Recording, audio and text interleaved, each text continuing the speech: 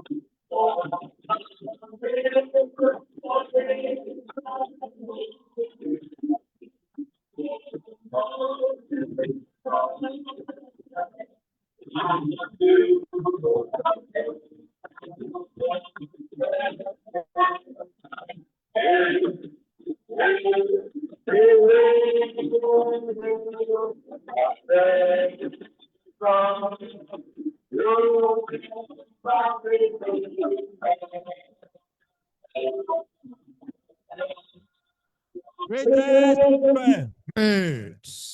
Thank you very much. Will you be seated? The Vice Chancellor, Professor Olayemi Akinwumi, principal officers of the university, provosts, deans, directors, members of Senate, our distinguished honoree and his wife, Emeritus Professor Obafemi, the chairman of the third colloquium, very distinguished Emeritus Professor Femi Osofison,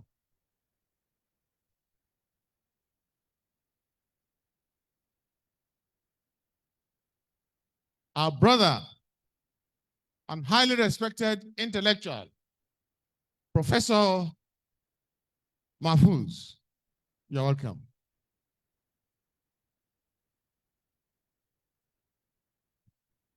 Vice Chancellor of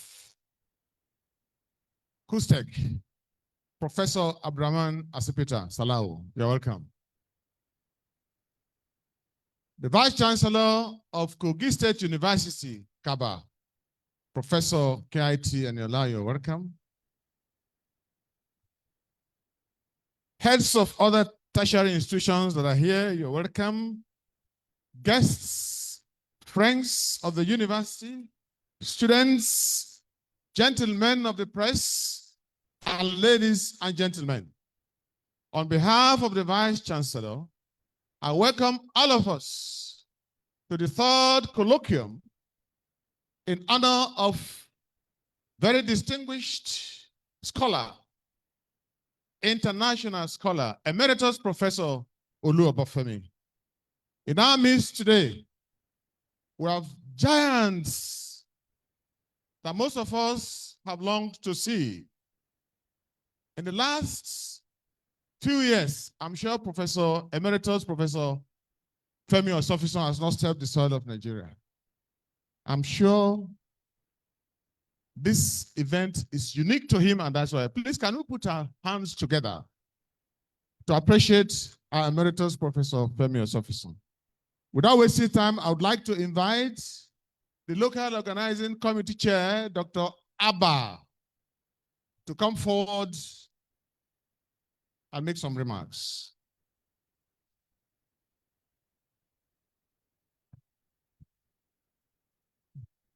Thank you. Thank you. Thank you so very much, the chairman ceremonials. I want to welcome everybody, the Vice Chancellor of Federal University Lokoja, our dear amiable Professor Olayemi Akiumi. Thank you for creating this wonderful platform for us to exhibit this intellectual harvest. Thank you, sir. Let me also welcome Emeritus Professor Obafemi, a distinguished scholar with so much branches, so much intellectual valor, a lot to say about him. Today, we are going to be hearing so much about his contributions to the world of letters. Thank you, sir. I want to welcome our chairman, Emeritus Professor Femi Osofison. Thank you so much for all the pains you have taken to be here with us. Let me not mention everybody by name, but let me also say specifically a good word of welcome to the Vice Chancellor of University at Osara. That is Professor Slavu, who gave us very wonderful support. Thank you, sir. Our regards to your university. You are doing well. Thank you, sir. So let me welcome every other person that is here. Today we will be listening to a harvest of ideas and scholarly endeavors. And I want to say, welcome everybody. Please let us enjoy this sitting. Thank you so very much. Thank you very much, LOC Chair. Ms. Vice Chancellor, permit me to invite you to this podium to present your welcome address. Thank you, sir. Thank you, sir. The Deputy Vice Chancellor Academics, Deputy Vice Chancellor Admin, the Registrar, University Librarian, Chairman, our celebrant, Distinguished Professor Obafemi, NNOM, FNA, our esteemed guest speakers, members of the University Senate, provosts, deans and directors, heads of department and unit, distinguished scholars, staff and students, gentlemen of the print and media, ladies and gentlemen. It is my honor and great delight to welcome you all to this third colloquium held in honor of an iconic scholar, literary giant, and national treasure, Professor Obafemi, NNOM, FNA. Please, a round of applause, please. This colloquium is one of the intellectual highlights of our ninth convocation ceremony, and it perfectly aligns with our vision as a university committed to celebrating knowledge, excellence, and impactful scholarship. Permit me to, first of all, extend a very warm welcome to our chairman, another giant, Professor Osofison, Emeritus Professor. whose presence adds immense honor to this gathering. Sir, we are deeply appreciate your willingness to grace this event despite your busy schedule. 2 days ago, Prof called me, he said he will not be able to make it. So I shouted, I screamed, but I now went inside my room to consult the oracle. And today is here. The oracle has really pushed into. I equally welcome our distinguished speakers and discussants. Let me also not leave out my colleague, the two vice chancellors. We have been brothers, and I want to openly declare that we are doing well in your respective universities. We are proud of you. We are proud of you. I equally welcome our distinguished speakers and discussants who have come from far and near to share their insight on the life, works, and intellectual legacy of our celebrants. And let me also say that 1981, 1982, Prof taught me Introduction to Drama, English 104, ENG 104. Your participation enriches this discourse and reflects the depth of respect Professor Obafemi commands across the academic world. To all our invited guests, members of the university community, and students, I say hearty welcome to this stimulating session of ideas, reflection, and celebration. Emeritus Professor Obafemi stands tall among Nigerians' most accomplished scholars and creative minds. A dramatist, poet, novelist, critic, and teacher, he belongs to that distinguished generation of writers who have used literature as a vehicle for social reform and national consciousness. Through his pioneering work in radical and ideological theater, he redefined the role of literature in confronting injustice and promoting moral values. Beyond his creative output, he has served this nation with distinction as a public intellectual, mentor, and policy influencer.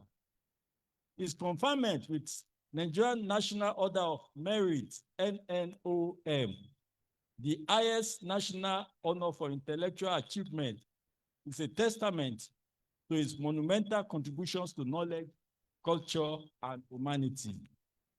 May I also add that the year I was given the award, he was the only awardee that year. There was none for engineering, there was none for medicine, there was none for other, none for science, but he was the only one that got it. And I remember people were saying that the civil service, you know their mentality, that we are just wasting money. Why are we giving it to just one person?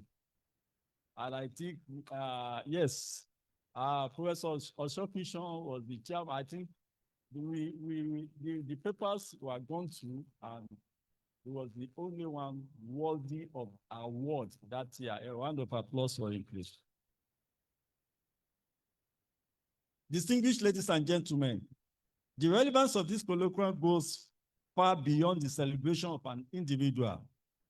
It serves as a platform for intellectual engagement, for re-examining the power of ideas in shaping society, and for inspiring a new generation of thinkers to pursue excellence with courage and integrity.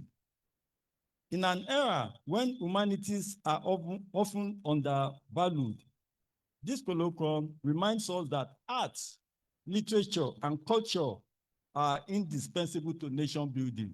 And of course, I mentioned my own discipline, history. They give meaning to our existence, offer moral direction, and foster unity in diversity. By reflecting on the works of Professor Obafemi, we reconnect with the enduring values of creativity, ethical consciousness, and social justice, values that every university must nurture to fulfill its mission. Moreover, this event deepens the intellectual content of our convocation activities, Convocation is not only a celebration of degrees, but also a reaffirmation of our faith in knowledge as the most powerful tool for human progress. Through this colloquium, we honor a scholar who has dedicated his life to advancing that cause. At the Federal University of Lokoja, we are proud to associate with a personality like Professor Obafemi, a man whose scholarship, humility, and patriotism continue to inspire generations. I also commend the organizers of this colloquium for sustaining this noble tradition of engaging our minds even as we celebrate academic achievement. This is a worthy legacy that strengthens the intellectual fabric of our university. Distinguished colleagues, scholars, and students, as we listen to the presentations and reflection that will follow, let us draw inspiration from the life and works of this great son of Nigeria. Let us recommit ourselves to the ideas of truth, service, and excellence that he represents. On behalf of the Governing Council, Senate, and ladies and gentlemen, before I say that, I also want to say that this gathering is so special. We have received blessings from left, right, and center. And one of the blessings is the presence of our royal fathers here today. Kabiyesi, you are all welcome, sir. On behalf of the Governing Council, Senate, management, staff, and students of the Federal University of Lokoja, I congratulate Professor Obafemi for his towering achievement and for being a shining light in the world of letters. We pray that God will continue to preserve his life in good health, in wisdom, and strength to keep mentoring and inspiring many more generations. Thank you, and God bless you all. Thank you. Thank you very much.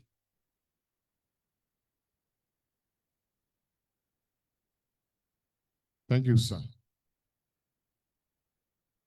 Thank you, sir. The Vice Chancellor, distinguished ladies and gentlemen, I would like to invite Emeritus Professor Olu Obafemi, whose citation I will be reading, to rise and keep standing while I present you to the audience. Emeritus Professor Olufemi Obafemi, BA English, ABU Zaria, 1975, MA English, University of Sheffield, 1978, PhD English, School of English, University of Leeds, 1981. Doctor of Letters, Honoris Causa, Federal University of Lokoja. Joined the University of Ilorin on 13th September 1976 as a teaching graduate assistant and rose through the ranks to the professorial chair in October 1990 as the first Indigenous professor of English and Dramatic Literature. He served for 44 years of unbroken tenure until he retired in 2020 at the age of 70. Professor Obafemi served the university in various capacities as head of department 1990 to 1993, Dean of Student Affairs 1993 to 1998, Member of Senate 1990 to 2020, Member of the Governing Council 1990 to 1998, a member of the board of the University of Ilorin Teaching Hospital 1994 to 1998. A multi-talented and multi-faceted individual, Obafemi is a creative writer, literary scholar, playwright, poet, novelist, an award-winning dramatist and theater director, translator, biographer, newspaper columnist, media and profile public intellectual who has published widely in national and international outlets. A man belonging to many national and international professional organizations and associations. Fellow, Association of Nigerian Authors, President and Trustee of the Association of Nigerian Authors, Fellow, Nigerian Academy of Letters, Fellow, Society of Nigerian Theatre Artists, and trustee of the Society of Nigerian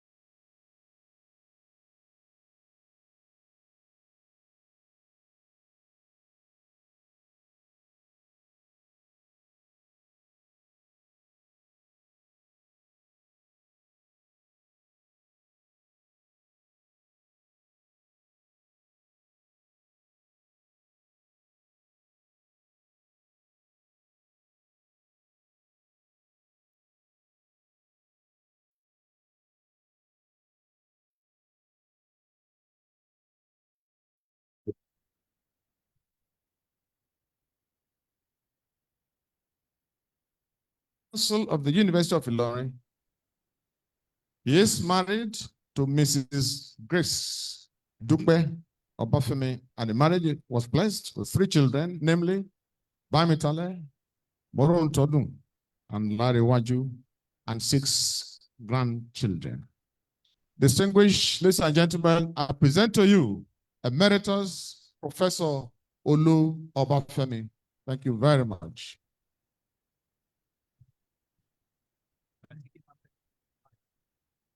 Page 12. Page 11.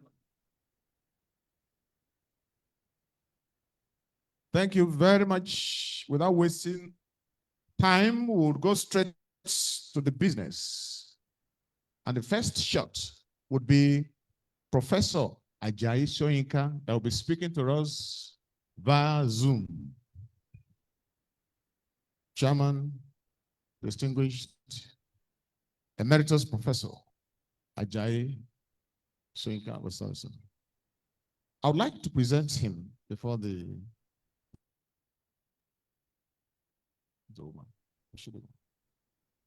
okay.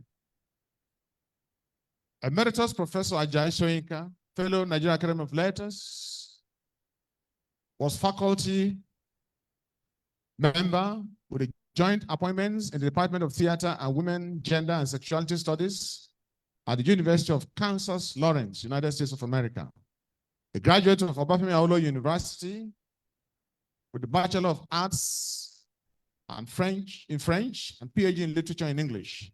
She was one of the pioneer faculty in the Department of Dramatic Arts at the Obafemi Awolowo University at Ife. She was very active in ASU National and served as Secretary, ASU Ife branch. She was very active in the branch. She incurred her, along with other ASU activists, the wrath of the Babangida regime, and ultimately turned her 1-year Mellon Fellowship Award at the Cornell University into an employment pathways in the United States of America. Distinguished and gentlemen, I bring forward Professor Emeritus Ajayi Soyinka to proceed and present his lecture. Thank you very much. Our lecture. Good morning. Good afternoon over there. It's such a delight and great pleasure for me to have been invited into this colloquium, honoring my dear colleague and friend, Professor Emeritus Olu Obafemi. Congratulations, and my greetings to all present, the KBAC, chancellors, and all the honored guests. My presentation is on landscaping our national identity. And allow me a little bit of time to give a background, because our honoree comes from a powerful theater tradition. I'm looking at the national identity and the mandate of belonging, how this shape and determines our national identity. I start with a quote, Ubuntu philosophy: I am because you are. The need to belong is fundamental to our existence. As human beings, we are interconnected through shared experiences that make up our critical aspects of our identity. To ensure survival, and because there is safety in numbers, we gravitate to where we find similarities, and together we build communities. We are interdependent, so we stay united and forge an identity. This is the story of Ubuntu.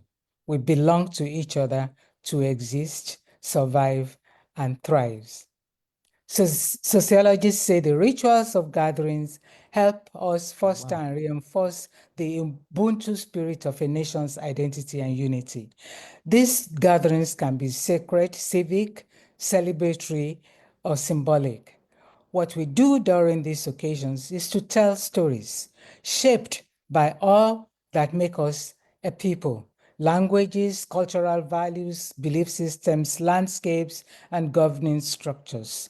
For example, each year since 1960, October 1st, the country observes one of these rituals of togetherness.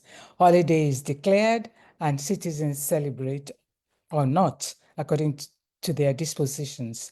And politicians try to outdo each other on who can best manage the country and serve the people. But no one says cancel October 1. In theater, we observe a ritual of gatherings, telling stories that are related to our beingness as a people through performance, dance, and music. Now, the stage meets the state, intersect of Nigerian theater and politics. According to Oshofison, literature is never ideologically innocent. And how? So, with a new nation, and we need a new identity, and the contemporary Nigerian theater obliges. Contemporary theater was born in the struggle for independence and resistance against oppressive imperialist powers. Nurtured in the defiance of the powers that be, it renews itself as relevant part of the national conversations on identity. It had to insert itself into the storytelling of different peoples, about 300 ethnic nationalities, and whose cultures and stories have been appropriated and distorted by the imperialists. Now, a new single nation was being created from what remains of the colonialist distortions, and we are mandated to survive. Note that this new nation came into being not by a consensus of all the 300 plus ethnic nationalities within the space of Nigeria, but for the administrative colonialist convenience and economic expediency. Some of the new member nations had virtually been strangers to one another, or even were enemies still battling out their differences. Consequently, the Nigeria that was created in 1914 lacked the basic constituents that would easily bring people together to create that sense of belonging, unity, and national identity. But not to be deterred, our creative forebears drove in, determined. They joined hands with our political forefathers, forebears, to give the new country a viable identity and ensure its survival. So, as local politicians mounted their soapboxes to campaign, so did our theater people go on stage to weave and perform stories to complement the struggle. From the times of Hubert Ogunde, the grand patron of Nigerian theater, our theater had aligned itself to the cause of the downtrodden masses, fought against oppression, and battled for independence.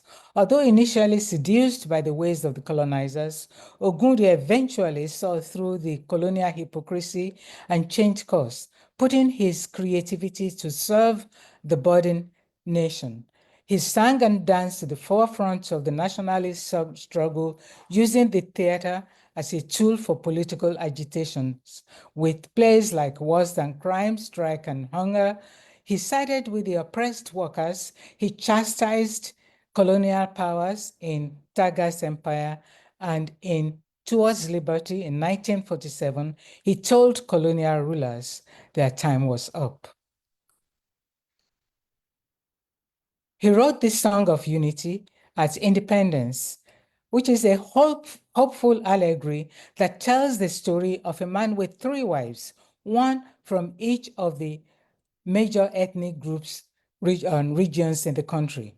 Initially fraught with problems of polygamy, all is eventually resolved and the marriage continues in blissful happiness. The theme of unity in culturally diverse society continues in Ogunde's work in post-independent times. Another play commissioned for the independence was Wole Soyinka's A Dance of the Forest, another dramatic allegory on Nigerian political theme of identity. However, Dance of the Forest emphasizes the importance of honest self-reflection for national renewal and warns against romanticizing the past as a golden age. So what did the post-independence drama give us? Well, there we had the military interregnum from 1966 to 1999. Unfortunately, the marital bliss envisioned in Ogunde's Song of Unity did not last. And 4 years into independence, it seemed Soyinka's warning in The Dance of the Forest was unfolding rapidly. J.P. Clark's The Raft eloquently captures the story of a nation going adrift. 2 years later, in 1966, Nigeria experienced the first military coup, welcomed by many initially with the belief that the raft drifting aimlessly would soon be moored and the blissful marriage in the Song of Unity will resume. Did not happen. The differences exploded and dreams of a united country disintegrated into a 4-year fratricidal war. The war ended, Nigeria came together, and the military settled into government. The short version of the 33-year military interregnum was, with a brief civilian interlude under President Shehu Shagari, is that once again, the leadership has failed the country, and Nigerians, the zest, and for Nigerians, the zest for vigorous national identity cooled and from fragmentation grew. Citizens wondered whether at home or abroad, withdrew into the familiar ethnic comfort zone. The military cadre with their associates was the nation's primus inter pares, and everybody else was a disposable other. The theater responded accordingly during this period. The literary theatrical genre especially aligned itself more directly and firmly on the side of the masses.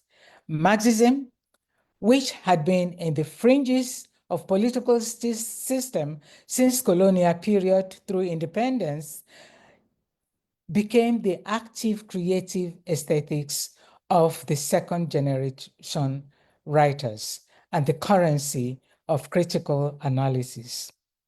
Now, Olu Obafemi's place, question national unity through the Marxist matrix. It was during this period of deep national discontent and disillusionment with unchecked military excesses that our honorary emeritus professor, scholar, playwright, and critic emerged on the Nigerian creative stage of state politics. He formed the Adjunct Players troupe, and with the publication of the Knights of the Mystical Beast, his reputation as a formidable figure on the circuit of Nigerian stages is established. Obafemi's main goal is to use theater to create social change and help nurture and encourage aspiring writers and players to realize their dreams. By most accounts, he succeeded marvelously. Given the national climate, it is no surprise that Obafemi's plays have strong Marxist flavor, and the critical analysis of his plays have been so aligned. But who says works with Marxist approach preclude concerns with national unity? As Oni and Azumurana noted, Obafemi's plays seek to promote unity in the country, but the critics have largely ignored the theme of national unity in the course of Olu Obafemi's works, end of quote. Within my remaining time, I want to engage further with this neglected aspect of our playwright's trajectory in the complexity of the sense of belonging in Nigeria, the issue of unity. I will focus on how he creatively weaves the themes of leadership, honest communal self-reflection, and the tensions of disunity with philosophical discourses in his plays. Ogidi mandate, further underscored by the Ubuntu concept, especially brings about the elusive path to unity and national identity. In the analysis, I foreground the landscape, both natural and constructed, as an inescapable aspect of a construct of unity in unity and identity. In recent times, the Nigerian landscape with its related security issues, conflict between mobile cattle herders and farmers, kidnapping, porous borders, and so on and so forth, feature prominently in the redoubled and relentless calls for the breakup of the country once again. Many of our ethnic nationalities are dissatisfied with the aimless drift of the country in its 65 years of existence. In addition to his copious use of proverbs, songs, dances, and riddles, the landscape features prominently as an aspect of indigenous knowledge that effectively drives the thematic aesthetics in Olu Obafemi's plays, and especially in the Ogidi Mandate. Interrogating the landscape as a metaphor, I will explore three areas I consider critical to the issue of Nigerian unity and identity. One, of cultural values and philosophical concept. Two, of power and leadership. And three, of knowing and understanding. One, the first part, the landscape as a metaphor for cultural values and philosophical concepts.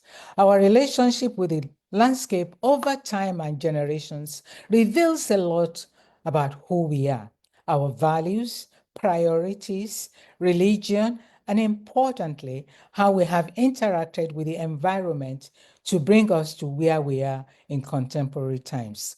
Landscapes encapsulate the history of our experiences through the passage of time that can symbolize cultural narratives and collective memory, underscored by the ideological and material trajectories of triumphs and traumas.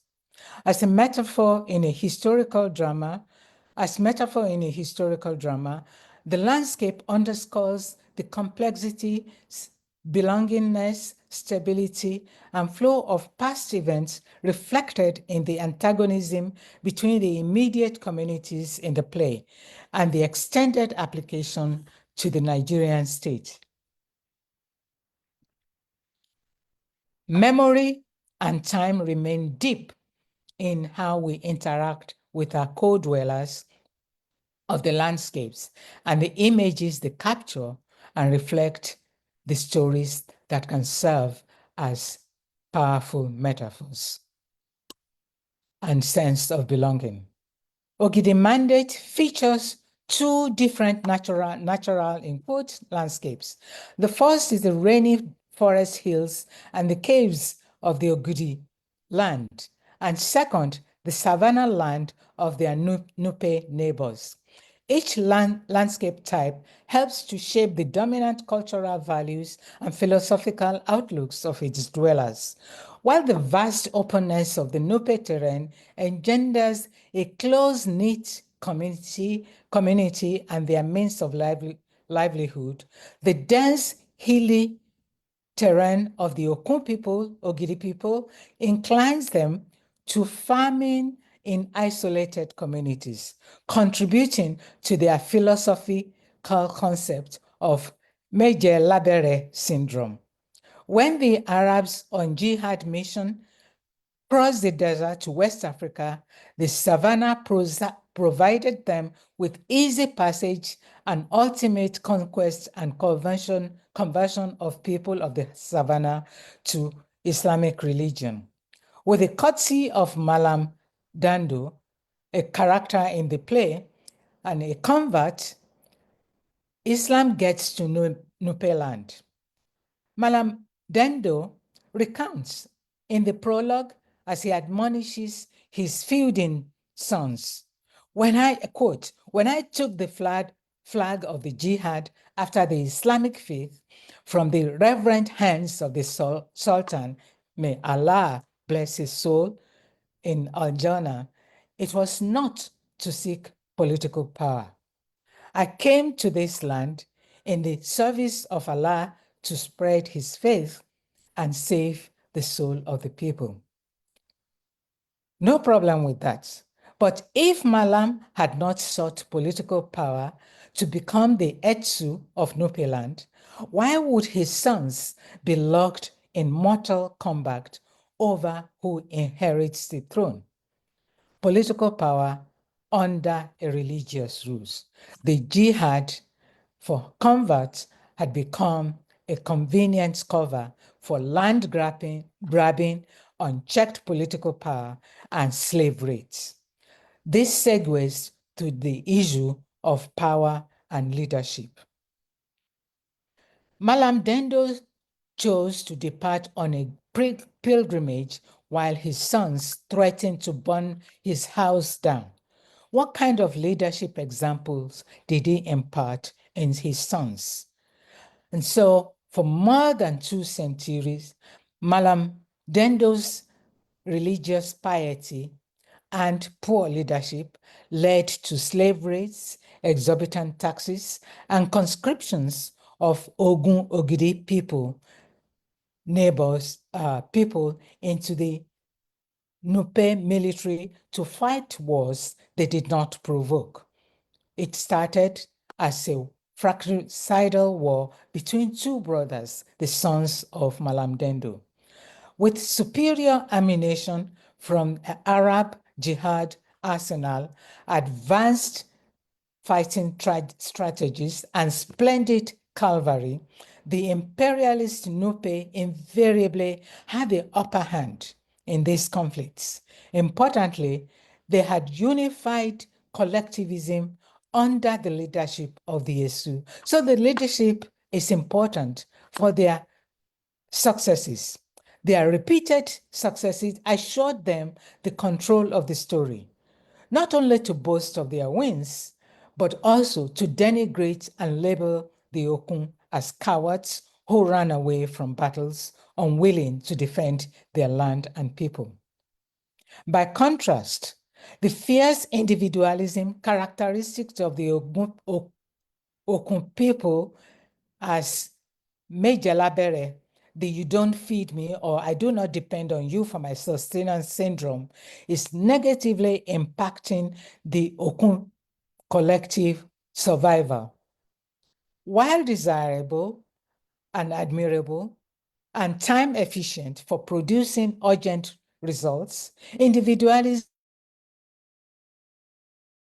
unfolds, it is clear Okun's individual has become an albatross, dragging them down and a major contributing factor to their defeats, which they encounters with the Nupe. Perhaps when they were living in relative peaceful coexistence with their neighbors before the jihadist invasion, their individualism coped with their needs. But when imperialism invaded their environment, their once efficient strength failed to meet the new challenges. Their once admirable strength has become a metaphor for weakness.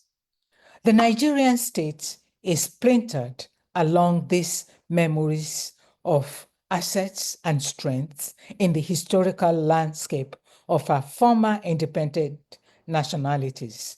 Each of our more than 300 nationalities, large, small, minority, majority, has its own tales of struggles, trauma, and triumphs and pride. But we have allowed ethnic glories of achievements to become liabilities within our larger collective of the present. The second leg of the ancient philosophy has to drop. If you want to go fast, go alone. If you want to go far, go together. How can we move forward together and go far when we keep pulling each other's down with negative stereotypes?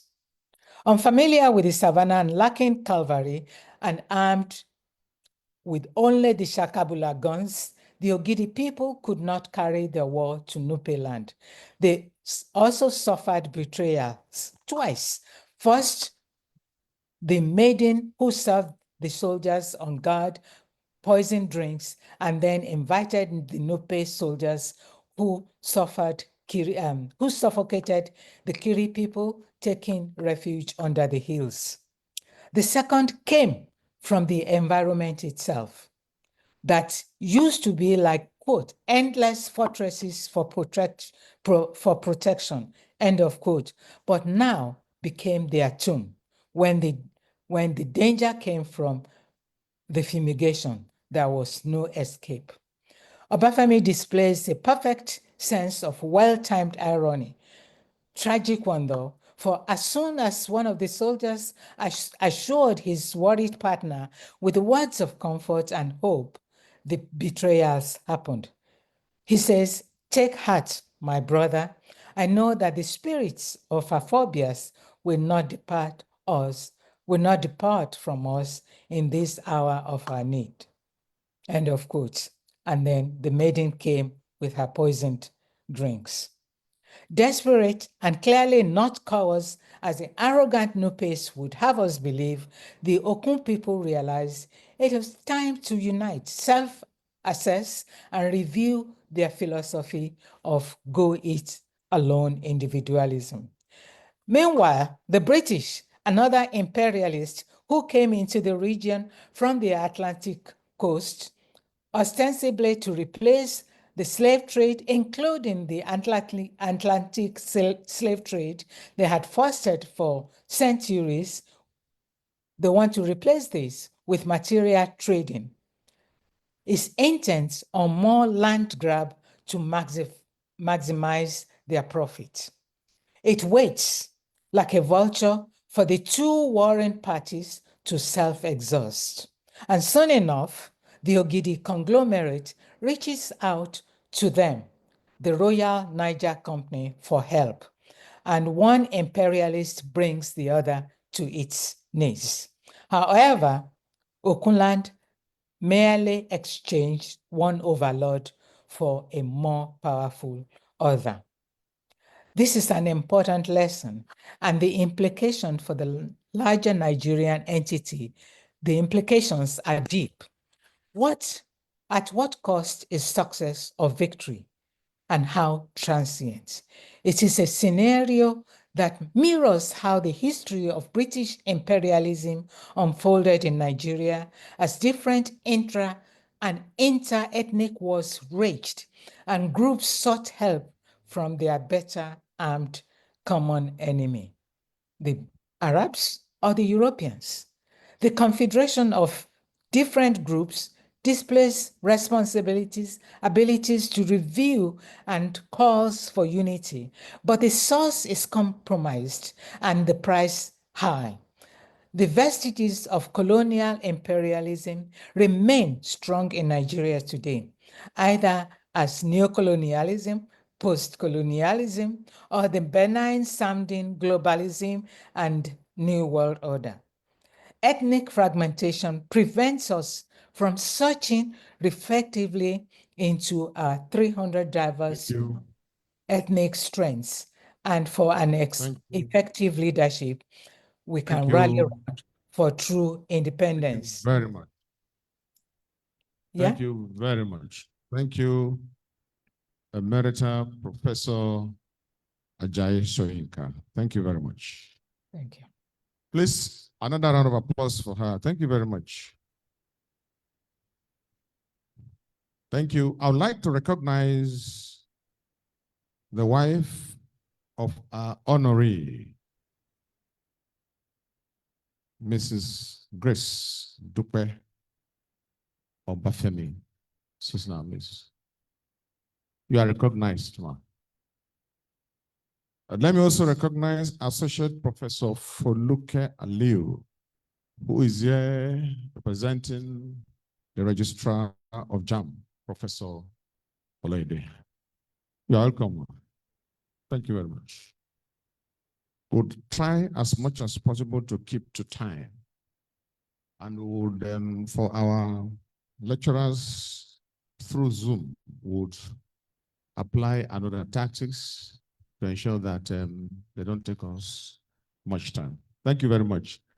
With the kind permission of the chairman, I'd like to invite the next lecturer, who also will be talking to us via Zoom, Professor Olufemi Abodunrin.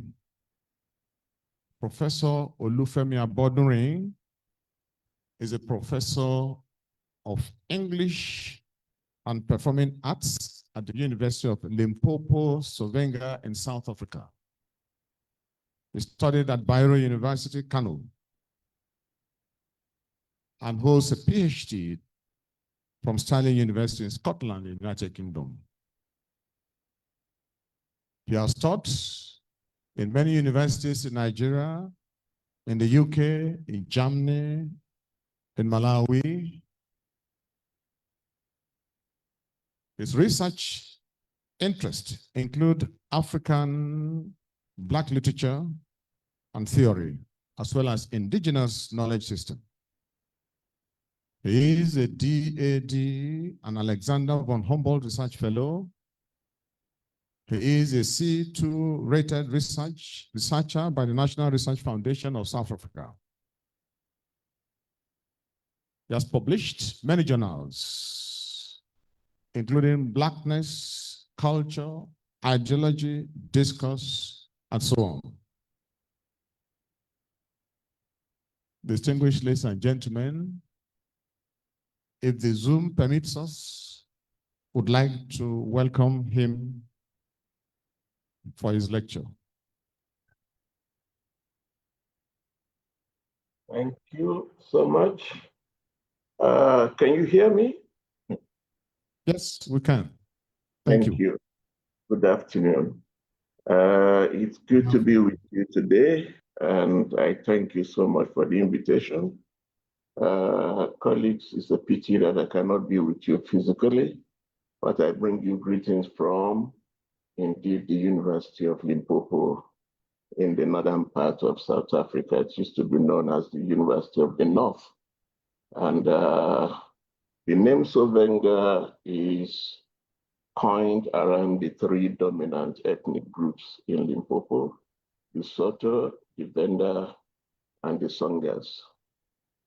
Just to give you a little bit of an indigenous knowledge background to this university. It used to be known as the University of the North, as I said. And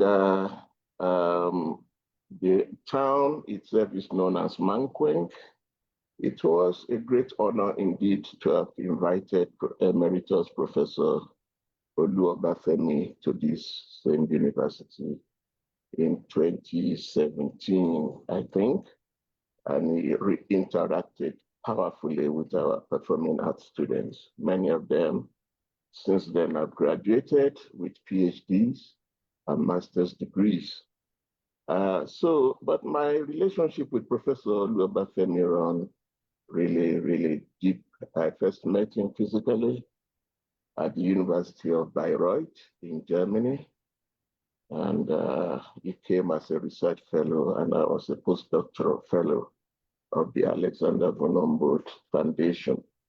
And almost immediately, it was as if, not as if, it was a divine kind of machination. And together, we have done so many things.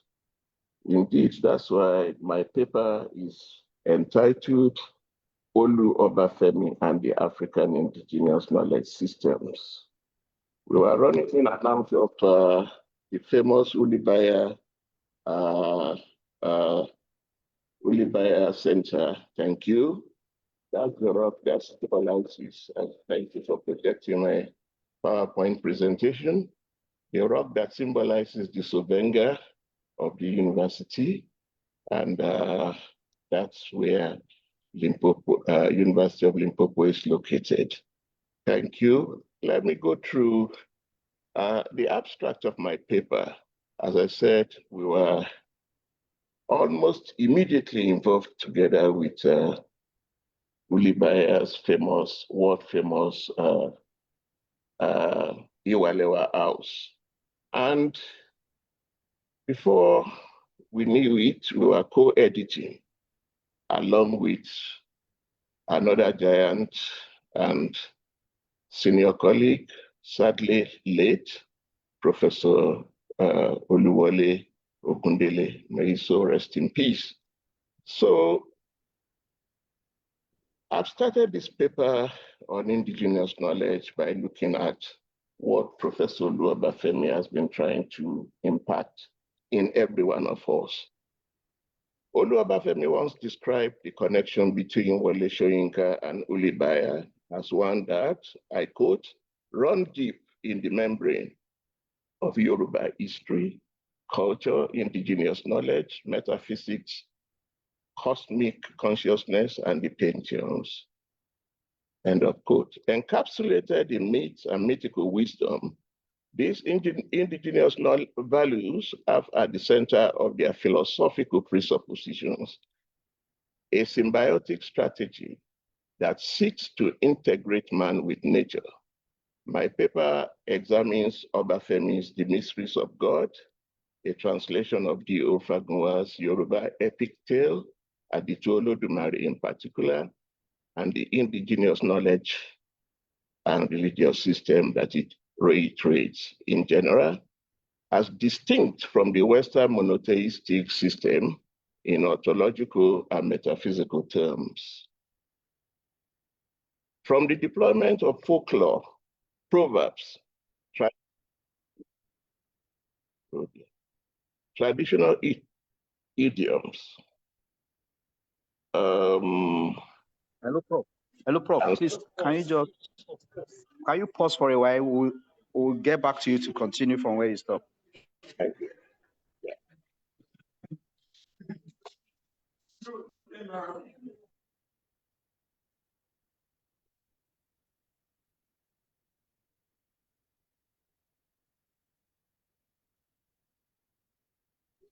Hello, Prof. Can you hear me? Please, Prof, just give us some minutes. We'll call you back to continue. Just pause because we're having some technical issue, please. Okay, that's fine.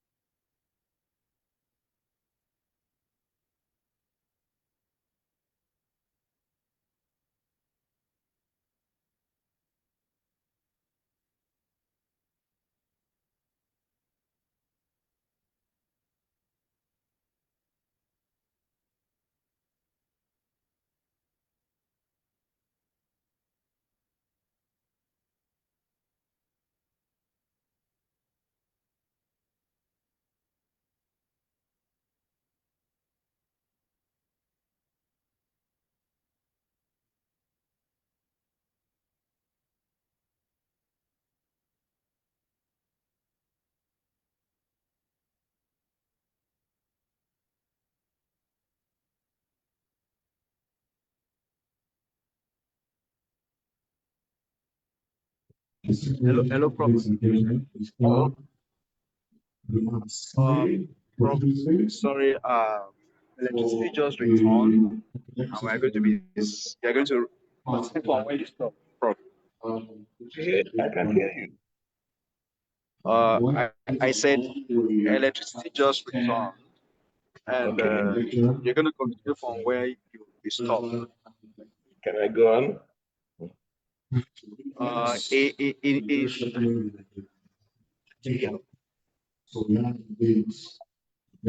Never come. Okay, Prof, you can go on. Thank you. So, colleagues, as I was saying, from the deployment of folklore, proverbs, traditional idioms, and songs that act as commentaries in Obafemi's compulsive dramatic oeuvre, such as Love Twirls of Aditu, Aniyuade, and other plays, like his ancestral and literary precursor, Diofagunwa, Obafemi has been described by various commentators as a maverick when it comes to naming his characters, from Aditu through Inuade and Iponjudiran, to name just a few. His homage and attentiveness to the indigenous knowledge systems and mythical wisdom of his upbringing are quite evident. By way of introduction, and for the benefit of the initiates and also the generations to come, the introduction to my paper is entitled Why Indigenous Knowledge Systems? I think this is a very important question at this moment. And Professor Omofolabo Ajayi Soyinka has alluded to a number of the issues at stake in this. I also want to start this section with 3 epigraphs. The first one is from the Church Missionary Society in book 415. I will read just the Yoruba, the English translation. If the PowerPoint presentation is ready, it can be projected.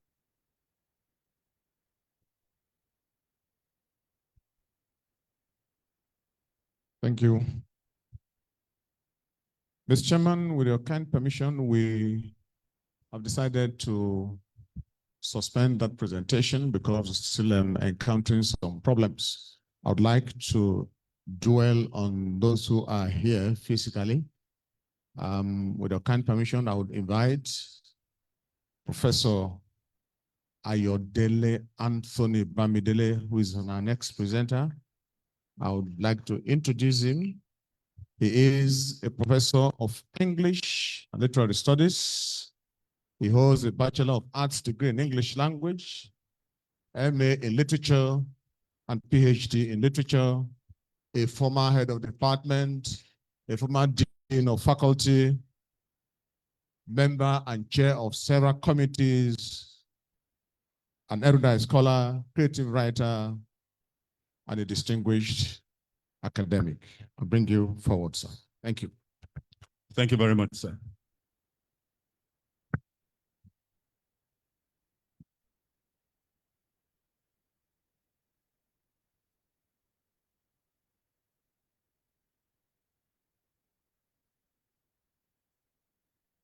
Our indefatigable Vice Chancellor, Professor Layemi Akewumi, I want to start by thanking you for giving us this robust opportunity to celebrate our father, our mentor, and my teacher. To me, this is a very, very rare opportunity and privilege, and I do not take it for granted. My first contact with Professor Obafemi was in 1988 at the mini campus in University of Ilorin. The subject then was use of English, and the course was use of English. And the subject who taught us then was a subject-verb agreement. I cannot forget. It was a class of about 38 of us. I was one of the young men and women in that class. And then in the second semester, It was introduction to Nigerian drama and theater. The rest is history. We are here today, and we thank God for the solid foundation that He gave us way back then.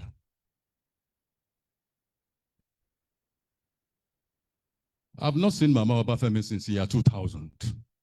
That was the year I married. And Mama Obafemi is a businesswoman. Then I don't know whether she's still into business now. The material that we use for the wedding, I bought from Mama Obafemi. And that was the first time I visited Professor Obafemi's house at Tanke then. I met you that day watching Arsenal match with your children in year 2000.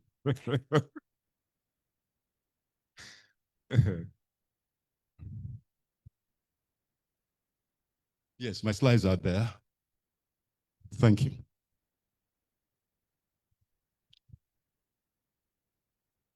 Olu Obafemi is over. I think I should start with my topic. The topic of my lecture today is Agurumo on the Cross, the social vision and revolutionary aesthetics of Olu Obafemi. Agurumo on the Cross, the social vision and revolutionary aesthetics of Olu Obafemi. Olu Obafemi's over evinces a necessary homology between social vision, radical aesthetics, and traditional epistemology, which is in consonance with Ngugi wa Thiong'o's popular saying that no writer writes in a vacuum. What is given shape, impetus, and direction by what is going on in a particular society. Agurumo is a mytho-ritual reality in the local cosmology and history of Kiri land in Kogi State. It is ensconced in the living archive of indigenous memory, and Olu Obafemi appropriates it to dramatize and metaphorize the burdens of exploitation and all forms of oppression, incubating social dysfunctionality and ennui in post-colonial Africa in general, and with deeper resonance with Nigerian socio-economic and political landscape in particular. His is a call for the annihilation of the villain as ritual panacea for social growth. Herein lies a rich blend of theatrics, message, and traditional epistemology that holds up a mirror for critical self-reflection on the material reality under which we live. This study spotlights 2 out of the 3 plays in the collected plays of Olu Obafemi 1, namely Nights of a Mystical Beast and Suicide Syndrome.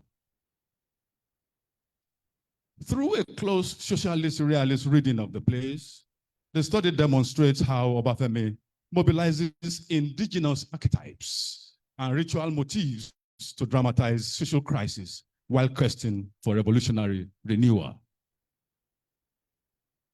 Femi Osofison's quotation is germane here. He said, and I'll quote, "The evils of history are created by men and can be changed by men." Obafemi transforms myth into praxis, a performative strategy that incites and implicates audiences in both witnessing oppression and envisioning emancipation.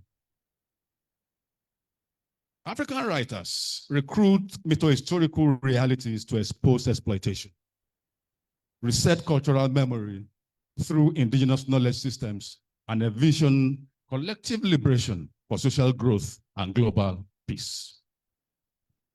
Understanding Agurumo. What is Agurumo? Agurumo, according to Obafemi, in the program note of Nights of a Mystical Beast, is a myth that aims to explain the mystery about the invincibility of the Nupes, each time they raided Kiri land in the northern part of Borno, Nigeria, about the mid-19th century. Obafemi thus leaves the Agurumo myth from its actual mytho-ritual essence to serve its theatrical errands.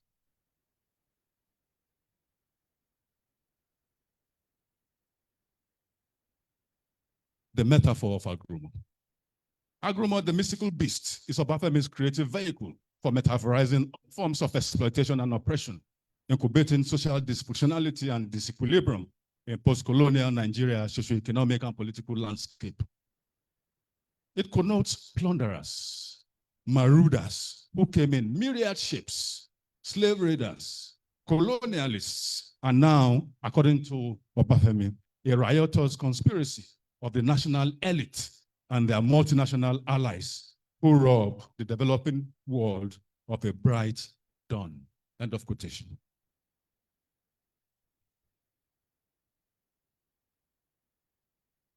Agroma on the cross is my coinage, which metaphorically extends the myth into a critical frame symbolizing the crucifixion, which is an idiom for the spiritual image of suffering and redemption, exposure and eventual defeat of all oppressive and exploitative forces, echoing Ngugi wa Thiong'o's devil on the cross in meaning and essence. Ngugi, in his own case, does not refer to the annihilation of the biblical devil, but rather the agrumons of our world who obstruct social growth in post-colonial Kenya. Ngugi and Obafemi's metaphorical devil and agrumo were continental gaps that index the sorry historical political macabardance that is emblematic of the African continent. To invoke agrumo on the cross is therefore to dramatize the suffering and entrapment of the people under structures of domination, while simultaneously gesturing towards the possibility of exorcising such oppressive powers. In Obafemi's dramaturgy, agrumo on the cross functions as an allegorical framework, an interpretive methodology through which oppression is named, confronted, and symbolically crucified, demonstrating the vitality of indigenous knowledge systems, not only in the struggle for cultural and political emancipation, but also encoding communal morality, spirituality, and social balance. This framework finds resonance in Chidi Amuta's position in his theory of African literature. He says, and I quote, "The aesthetics of African literature must be grasped as radical poetics, where the resources of oral tradition and cultural memory are harnessed to confront the realities of oppression."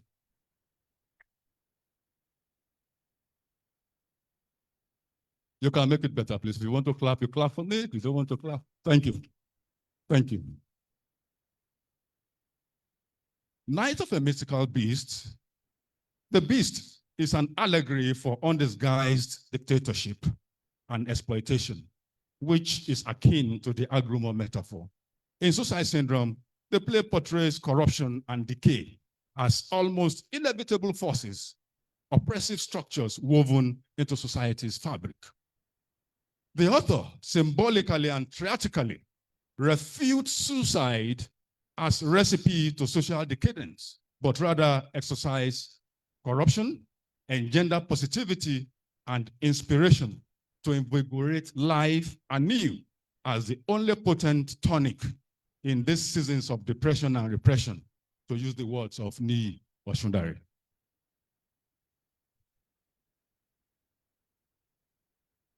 Olu Obafemi undoubtedly remains one of the most ideologically conscious dramatists in contemporary Nigerian theater.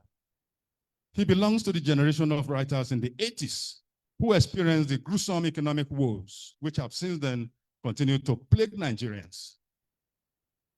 This led to a focus on social and political economic realities and the deprivation they visited on Nigerians by Nigerian artists who hope to cause social changes through their art.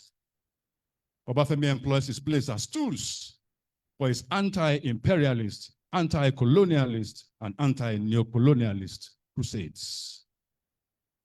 In varying degrees, therefore, each of his major plays is a work of angst, serious anger, and thus necessarily protesting and combative. Jude Ago, in describing the protagonists of such works of combat and angst, says, and I quote, "They are demythologizing agents, destroyers of subhuman status quo or system, and assaulters of an entrenched, victimizing socioeconomic and political structure." Social vision can either be reactionary or revolutionary. It is reactionary when we view despair as natural and unchangeable. But it becomes revolutionary vision when we accept that the human situation is changeable and we set about changing it. Obafemi's vision here is revolutionary because he believes that whatever we are going through in the country today is made by a man and can be changed for better.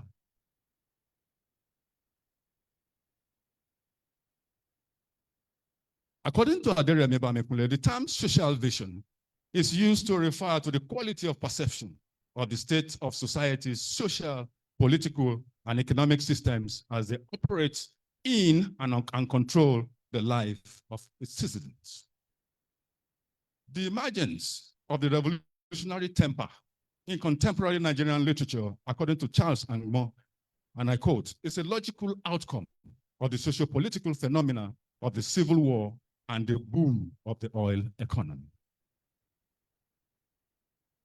Wole Soyinka and John Pepe Clark belong to the first generation, who represented what we call in literature bourgeois animist metaphysics, while the second generation, which comprised of Prof. Femi Osofison, Olu Obafemi, Kole Omotosho, Bode Sowande, Tunde Fatunde, and Tess Onwueme, advocated radical break with the idealist vision.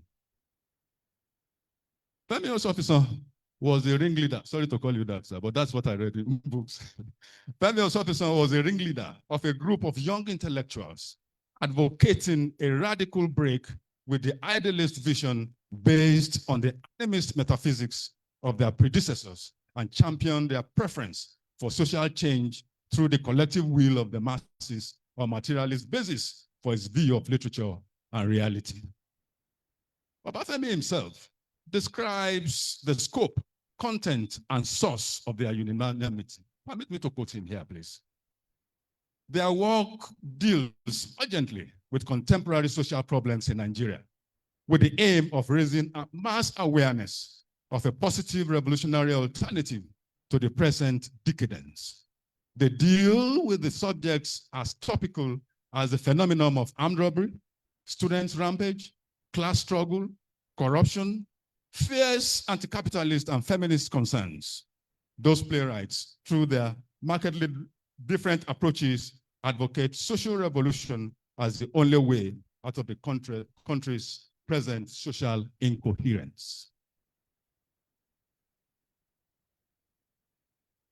Even though these dramatists exhibit a certain level of autonomy in their ideological leaning, they all acknowledge the monumental influence of the pioneers, especially Wole Soyinka. The second generation, however, makes a deliberate attempt through their works,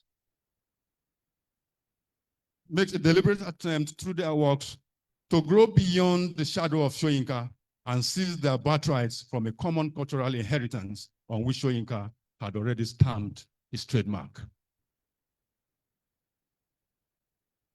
This paper is based on the class and ideological interpretation of grammar, laying emphasis on the emergent radical theater in Obafemi's selected plays. The adopted premise is that which seeks to reflect the class structure of society by highlighting objectively the relationship between these classes in a given society in order to justify Obafemi's works of art as true reflection of reality that is premised on logic and on ambiguity. His plays combine Brechtian social realism with Yoruba ritual aesthetics, producing what Biodun Jayifo calls a people's theater of social vision.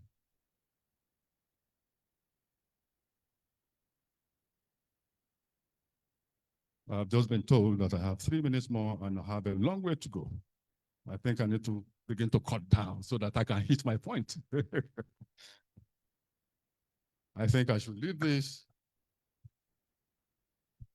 and come here.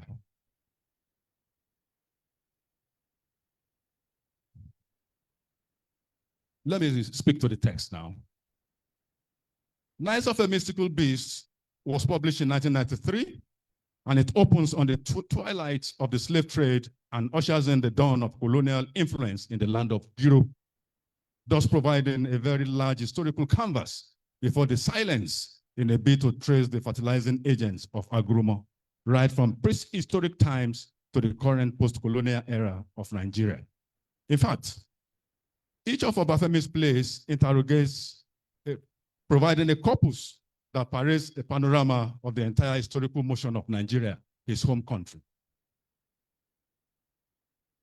This passage is germane here, and I will quote it. We have lost the joy of traditional wholeness. The bush people of Suku have separated us now, and our children can't stay for moonlight plays and hide and seek without harassment from dark forces. Our young men are carried off by this beast, or man dressed as a wild beast. That's taken from Knights of a Mystical Beast, page 13.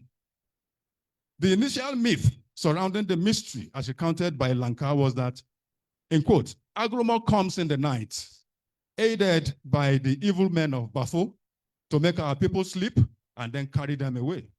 The beast is later found out to be the people of Suku, a neighboring town, as Chief reveals. The Suku people are our enemies. Agrumo may be a beast or an embodiment of history, but the real enemy is our neighbors who will get them. War, that's the language they understand. Apart from appropriating the myth of agrumo to exploit oppression and exploitation, Obafemi also makes use of chants and ritual idioms as tools of cultural resistance. This example from Knights of a Mystical Beast is also important. Yes, the Suku beasts will be subdued. Ajan, Mother Earth says it, and it is true. Proverbs are also used by the playwright not just for cosmetic and aesthetic purposes, but as a reservoir of collective wisdom and instruction of the people. But thank you. But as a weapon against oppression and exploitation, even though Achebe sees them as the palm oil which each was are eaten, Obafemi conceives of proverbs as tools of defiance and resistance against social growth and development. Obafemi conceives of proverbs as tools of defiance and, okay, the child that says his mother won't sleep, he too shall not have the right to a wink the whole night. This is in defiance of agrumo, the mystical beast, who harasses the children of the land and causes division in the joy of traditional wholeness. The import of the proverb is that if the beast will not let the people have peace, the people too will consistently be on its trail. In Suicide Syndrome, a key song by the workers brings together the stark images in the play. For instance, Ogede Mbaje, Elo Npon, Ile Aye Daru, Elo Dara, Ebi Npomode, Won Lo Yo, Eyan Njawa, Won Lo Dara. I will translate this for our non-Yoruba speakers. The banana rottens, they say it ripens. Society disintegrates, you say it is well. The child goes hungry, they say he is filled. There is famine, they say it is well. This is reminiscent. This finds direct resonance with our lived reality in our country. We know that the economy is bad, but the owners of the policies that make life worse for us say the economy is improving. In fact, corruption has been destroyed in Nigeria, but we know that we sleep and wake up with corruption every day. The pattern of parallelism by naming contradictions turns the song into a catalog of systemic decay and official denial. It's a way of naming and exposing the social malice in the society by use of the collective we and providing solution to it. It is an attack on government policies that impose untold hardship on the Nigerian masses. It's an expose of the gap between propaganda and lived reality. This negates the idea of fatalism encoded in the refrain, "It is well," and a need to take action against perpetrators of the malice. Proverbs are also used for critiquing oppression and exploitation in the play. For instance, the proverb like saying that, "Babu Kudi, Babu Dunia." No, not to have money is not to have an audience. And in Yoruba, that is, "Tiko Basowo, Koni Senior." This exposes the commodification of personhood under neo-capitalism. The bilingual delivery also bridges ethnic lines, binding listeners around a shared class experience rather than around difference. It describes a neocolonial capitalism as dehumanizing and therefore calls for action. What we have seen so far is Obafemi's offerings in his quest to end corruption, oppression, and exploitation in our society by annihilating every agreement that makes life unbearable for the masses. We all know that it is not yet Uhuru. It is not yet Uhuru. It is far from Uhuru. His vision for a society has not been fulfilled yet. It is work in progress. Today, we all know that we live with a more ferocious, omnipresent agreement that makes our reality unsurvivable in Nigeria. What this tells us is that the struggle has not even started yet because agreement is still feeding fat and very much around in a deadlier pose to attack and destroy anything that comes his way.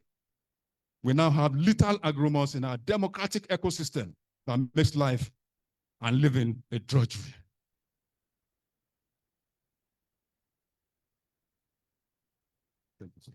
Nice of a mystical beast laments the stealing of able-bodied young men into slavery by the Nupes with the connivance of local traitors. Today, 95 years after the abolition of slave trade, our able-bodied men and women now, and even now women, voluntarily and willingly surrender themselves to slavery in Europe and North America by traveling through the desert or the Mediterranean Sea in the most horrendous manner and even die in the process.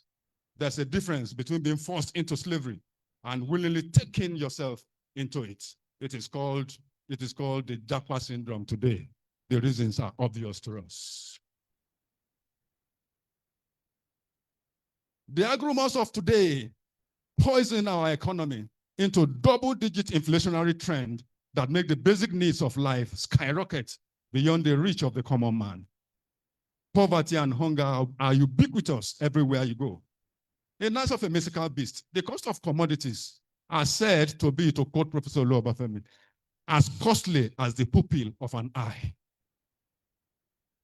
But today, it is as costly as the heart of man.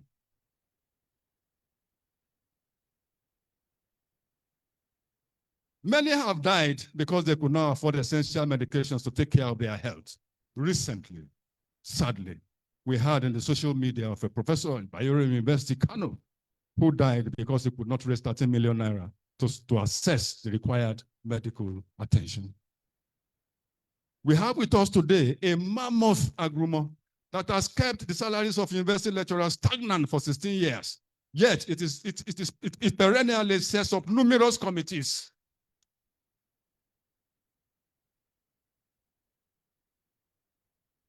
Thank you. Yet, it perennially sets up numerous committees to negotiate, renegotiate, and renegotiate their welfare packages. From Baba Lakin to Munzali Jibril, from Nimi Blix to Yayale Ahmed, and now to the expanded Yayale Ahmed committee with nothing to show for it. Recently, we also heard of a professor who has, I give examples of professors because that is my primary constituency. We heard of a professor who sells vegetables in the open market to make ends meet. It has gone that bad, and it is really bad. Speak.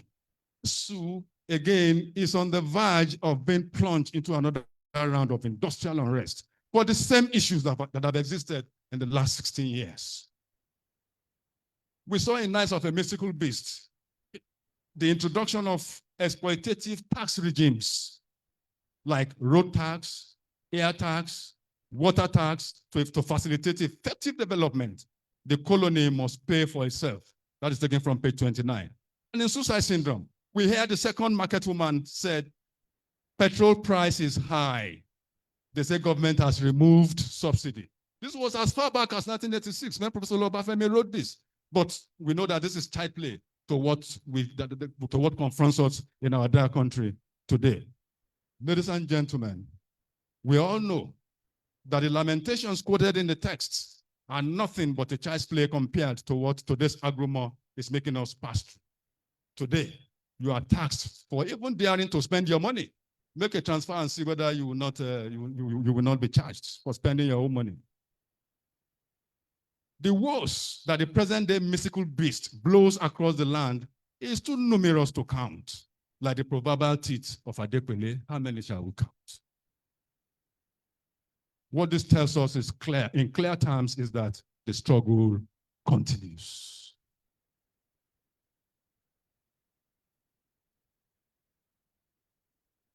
With your kind permission, sir, before I conclude, I would like to, if you permit me, I would like to invoke the Omonijo essence by singing a song you taught us in this same hall 2 years ago when you delivered the convocation lecture. We thank God we are here again. I crave the indulgence of the audience. Please, music, you can join me in this too. I will take the lead. Professor Obafemi taught us this song then and also gave us the story of Omonijo, whose co-wife set up and was banished into the forest and made even the animals happy there. And when eventually she went back to town, they longed for her. The lead is Omonijo, and then the chorus is Womosewere Wohon. What? Oh, take the lead. Then you follow me with that. Music, please join me. Omonijo me. No, this is dull. Come on. Music, are you there? Omonijo me. Omonijo me. Amuyan kò ní jẹ́. Amẹ́rin kò ní kọ́. Amujo kò ní jó. Thank you very much. The humaneness that this song teaches is soothing in these days of topsy-turvydom. Conclusion. Olu Obafemi is an avowed realist who believes that there must necessarily be a homology between art, society, and the culture of the people. Art must be made to run the chores of making society a better place for man to live in. This has been his commitment in the entire gamut of his rich dramatic tapestry. As a literary historian, he presents the historical evolution of his nation, Nigeria, with the aim of annihilating the agruements of our world for global peace and tranquility. Thank you for listening. I am done.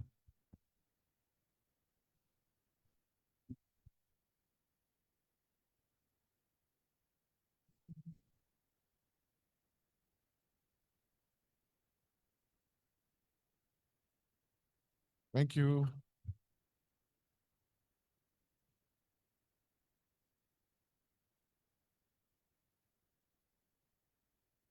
Thank you. Thank you. Please drum. No. Return it. Return it. Thank you very much, Professor Bamidele Anthony.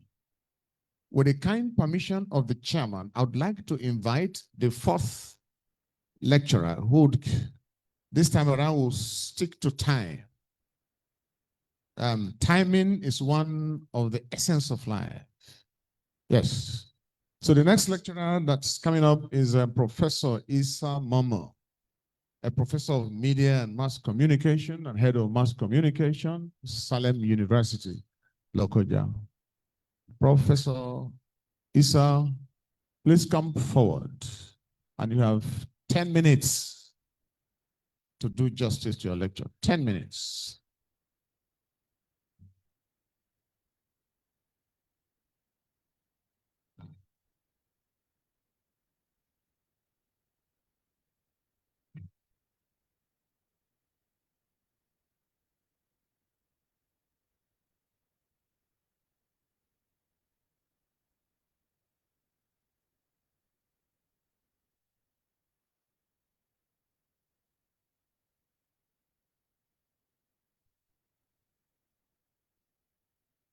my distinguished Ebo, our royal fathers, distinguished leaders of the academics. I have 10 minutes, so permit me to break protocol and go straight to my point. First, I will remind you that my name is Emmanuel Isa Momo, not McAnthony. So I'm here to celebrate Professor Emeritus Olu Obafemi. In celebrating him, I will remind him, as the last speaker concluded, that there is still so much to be done ahead, and we need people like him around to do it. And we pray in this celebration that God grants him that long time that we need him to guide us, as he has done in the past 40-something years.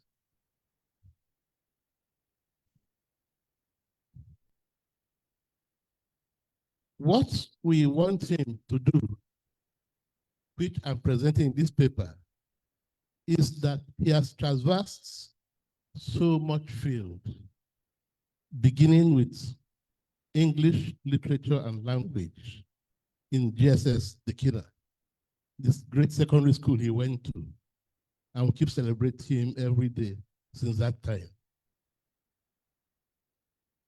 He went further to study English at HSC at Ticcon College, and went again to the universities to get a degree in English language and literature. At the time, he was tempted to take a professorship in dramatic arts, in theater arts. And he said, no, I'm a literary person. Fortunately for us, since he left AB with his first degree in 1975, he has spent most of his life writing columns, commenting on national happenings in Nigeria, and causing trouble for those who want to trouble us. So we wonder whether he's a mass communicator or an English literary person. My paper today is saying that these two areas of studies are one and the same thing, just that one comes before the other. The language study comes before the communication. And I want to interrogate whether that is how it should be. Because those of us in mass communication feel that you speak language to communicate. Just that the way education is structured, at the lower level, at the lowest level, you are not told you are engaged in communication. You are told you are engaged in studying a language, without the clarity that a language is the medium of communication. And all the grammar and sort of that language are all aids to make you communicate more clearly, with the purpose of achieving a uniformity in the society, so that all can work commonly together for the development of society. Therefore, having studied English and literature and done well, following his footsteps, we got to the university, and unlike him, we had the privilege to veer off to mass communication. He continued with English and has used his English for mass communication. So now that he has the privilege of all the several opportunities he has had, we're asking him and many others like him, isn't it time we've structured our educational system. Gentlemen, is this educational system serving us as it needs to serve? Shouldn't we study language first as a means of communication? Shouldn't a child be taught that you are speaking your mother tongue as a means of communication among your people? As a means of forging a commonality that I am one of these people that distinguishes you from being another society. So that we know that our languages, including English, are just medium that gauge the language, the line in which they are spoken. And that is why they are called language, land gauge. We have become English because the English colonized us. And so English language and civilization gauges our conduct. But we have found out, and we ask ourselves, does this serve us better? Haven't we tried to become more English than the English? In it, haven't we lost our nativity in our different languages? If that is so, in celebrating Professor Olu Obafemi, whom I gave the name secretly because I'm his junior, he will knock me on the head, Anima Shang.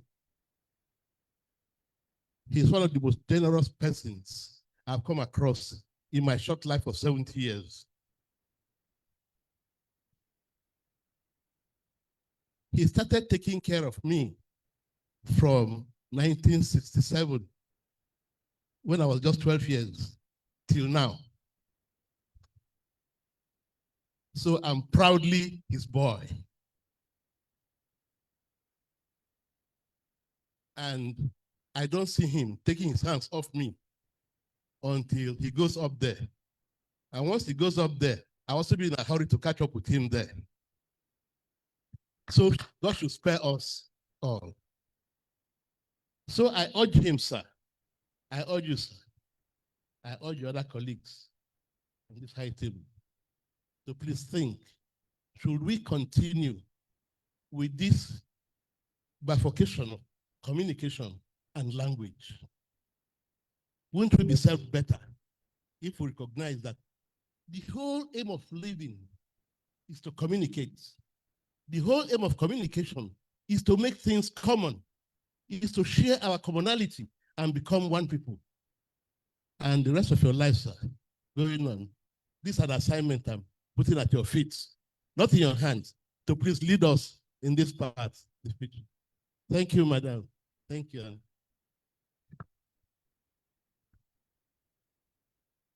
You can do better than that, please encourage him. Thank you very much.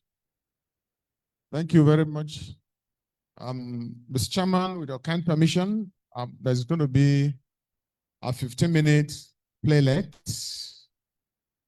a short scene from Danger Abdullahi's Death in the King's Grey Hair. 15 minutes. Thereafter, we'll continue the discussion of this lecture. Thank you very much, sir.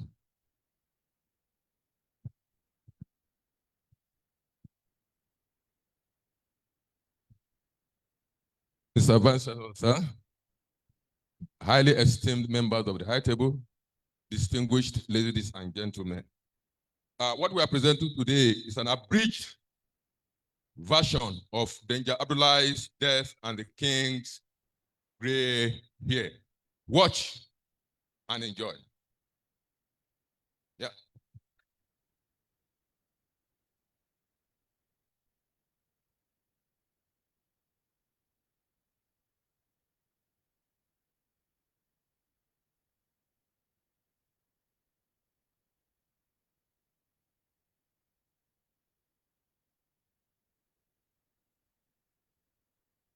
Elders,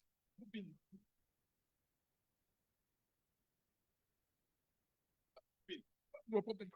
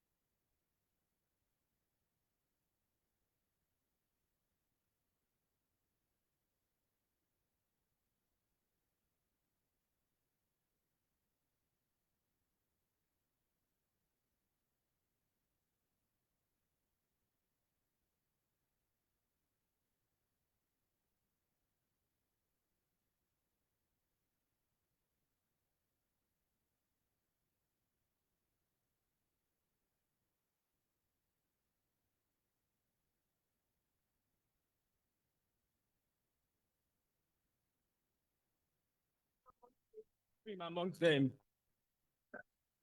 Harmony reigned supreme among them, and the kingdom lived in plenty and joy. But suddenly, tyranny creeps into the hearts of this kingdom. The people begin to die. Children are starving, and the once glorious empire is in ruins. People begin to ask questions. Who is to be blamed for this decay? Is it the elders of the land, or the people of the land, or perhaps the king of the land?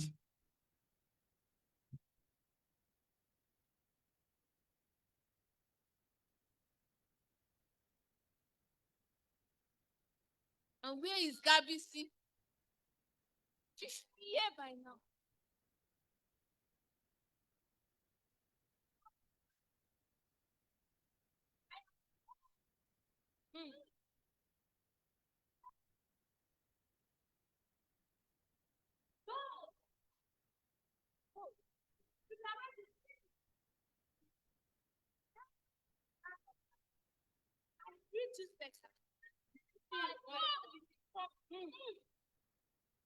My spirit is angry.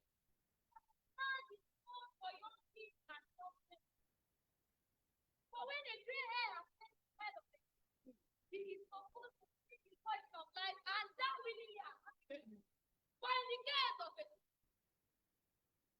that refused for that gray hair and hair on his head. Now we say, very the best of our willing. Our children are dying. Our men can no longer see their wives. Enter from the house. How we going to hold our men and allow him to take over our kingdom? Rara! My elder, this that is my house. This part is south. The king head keeps going darker and darker. Nothing but God. Immediately.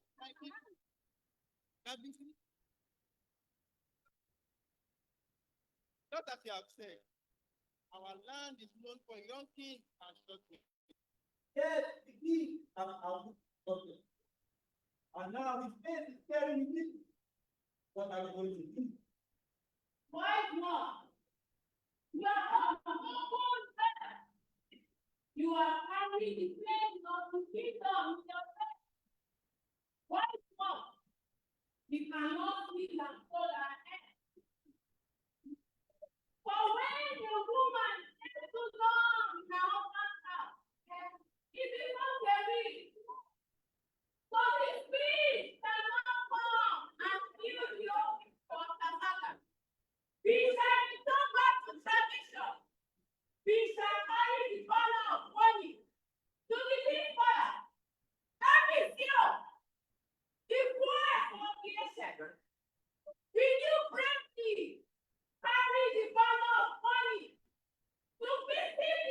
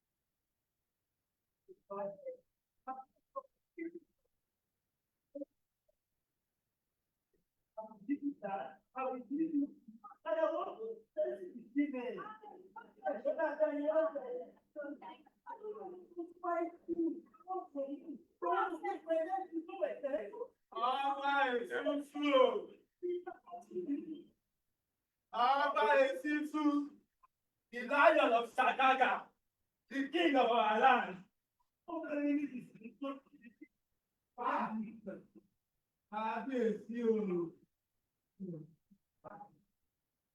It's good. I have told you several times.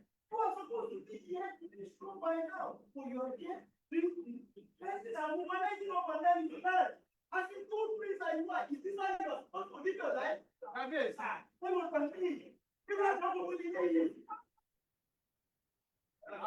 Watch yourself. I'm not a child. I'm the next thing of this land.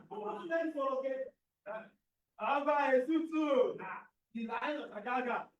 Do you want to have a sip of my what are this looking?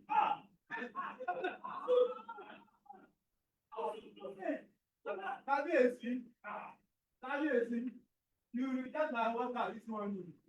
I'll be on my way to see my friend because I have to go. Then you not be gone.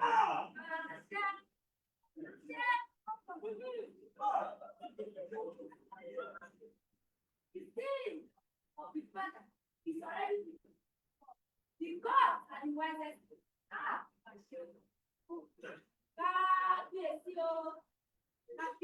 May you not be God. What is it? What process is that? What process and you will not be wrong? What process is that? Why are you being a hypocrite this afternoon? For you know that in the land of Shakata, we are known for your kings and children, and this is how we give kings our people. And unto them, the best. Okay, that's great. Such manner.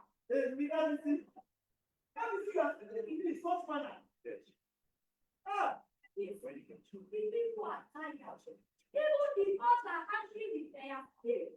Our women have not sense. And you hold your hand. You are watching people. For the kingdom. That's the point of people at home there. I am still my friend. Yes. I know it's interesting. The question you are asking is the question you want to answer. Why is there not appearing on your head? I told you as the voice of God and hope. But remember that was enough. Do you think they have to check on another? I am asking and I'm speaking to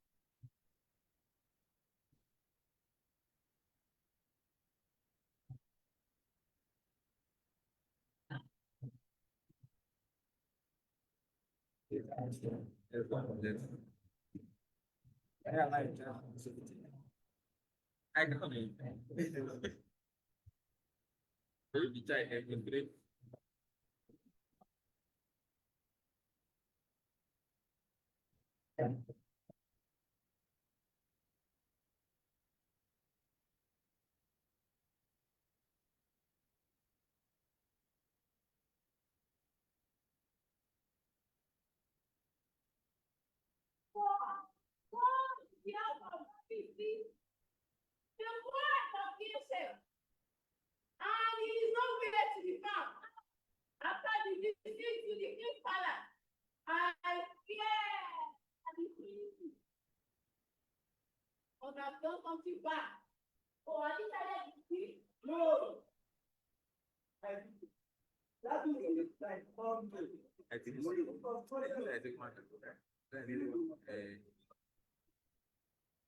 well, that is the custodian of the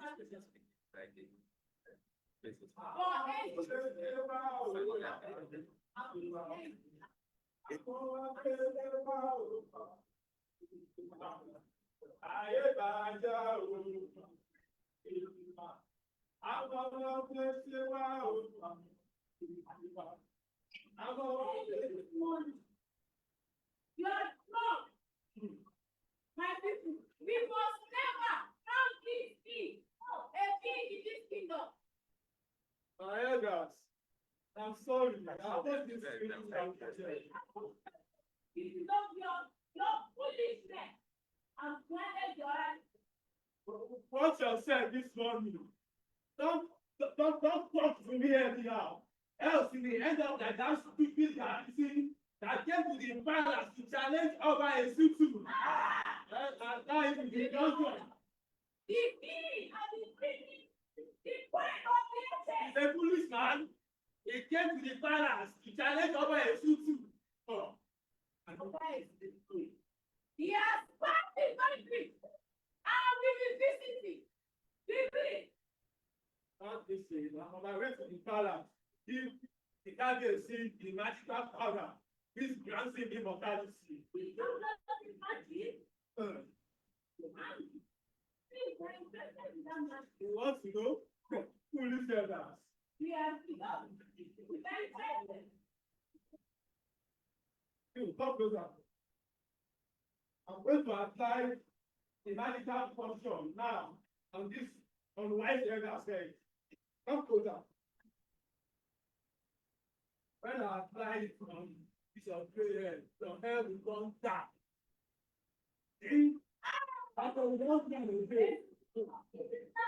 Now it is clear that the king has been blocking tradition. He has been blocking drawing of hair. His great hair. I'm sorry.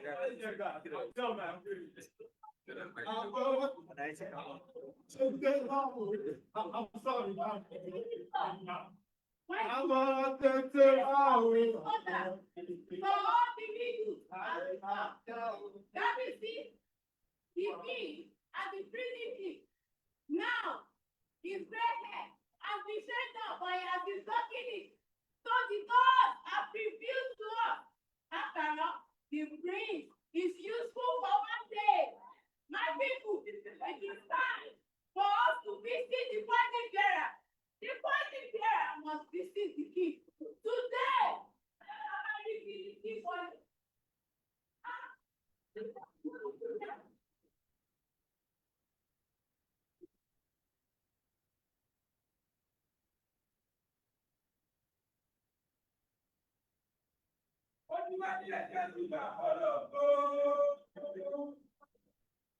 Àwọn àgbẹ̀rẹ̀ ọ̀pọ̀lọpọ̀ wọn àti bá abẹ́rù pẹ́ o. Àbẹ̀tí o bá ti bá abẹ́rù pẹ́. Ìgbẹ́ náà yóò kọ́ ọ lójú. Ábíyèsí ẹ̀sùn tí wọ́n máa ti bá abẹ́. Arọ́gbà fi lọ máa ń pa ọba nílé, ọba lórílẹ̀ lọ́wọ́. Gbogbo iṣẹ́ tí olówó ṣe lọ ṣe. Ayé òun ọ̀gbẹ̀lẹ̀ síbẹ̀ ní ìdí ẹ̀. Pàpọ̀ni, a ní ìlọ́kùnrin. Náà bá ní ọ̀sán náà ọ̀dà. Lórí ọ̀gá máa rẹ̀ sí bá lẹ́yìn tí o fẹ́ mi tẹ̀lé.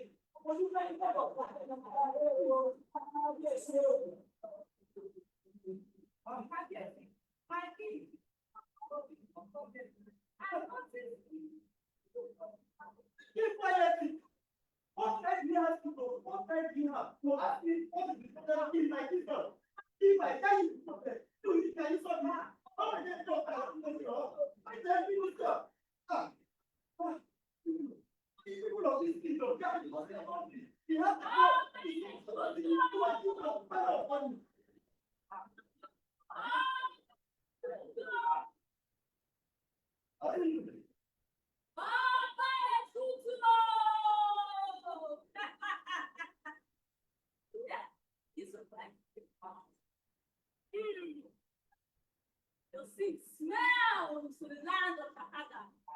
You think I don't know what you have done in the land of Kataga? How would you visit Gabisi to pray for patience? And how your foolish strong son have been giving you the power to apply on your brain to make it that. It's an abomination of the land of Kataga.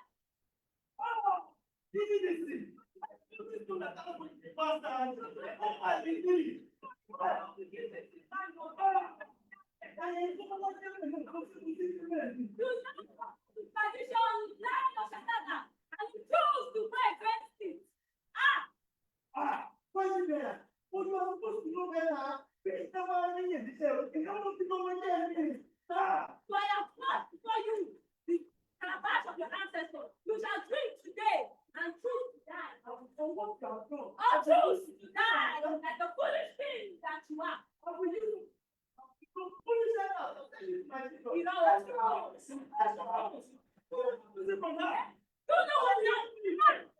You cannot do that to me.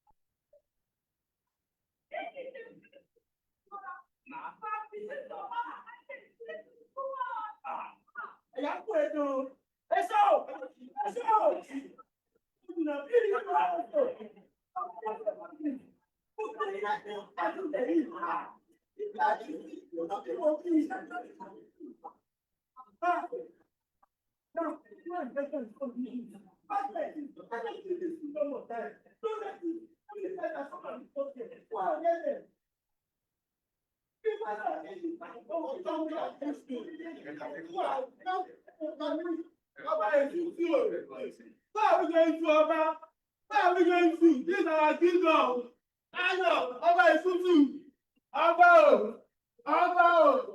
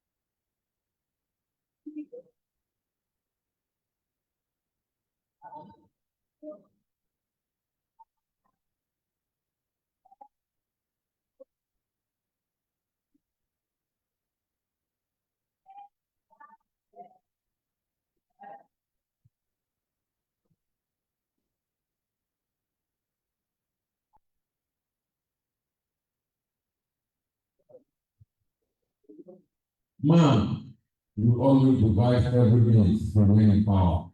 That was the thing. It's just what they realize death and the pain they pray. But power, if it is possible, you can destroy. Last year, that kind of Ura, this way, they apply death and the pain they pray. Next year, we give you another 15 people.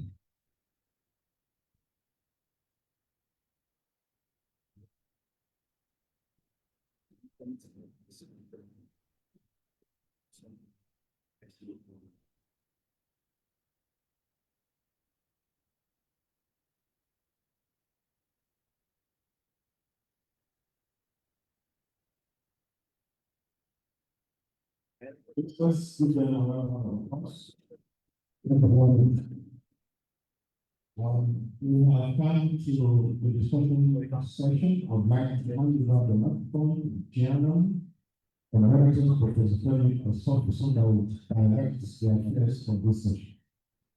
Chairman, sir.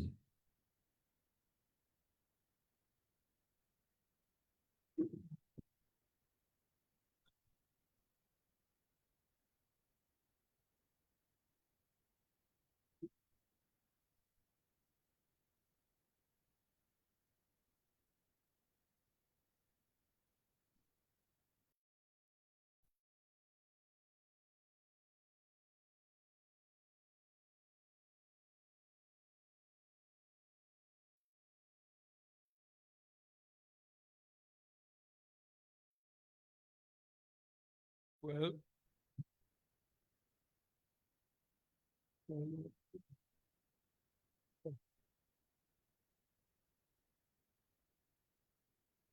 good afternoon, everybody.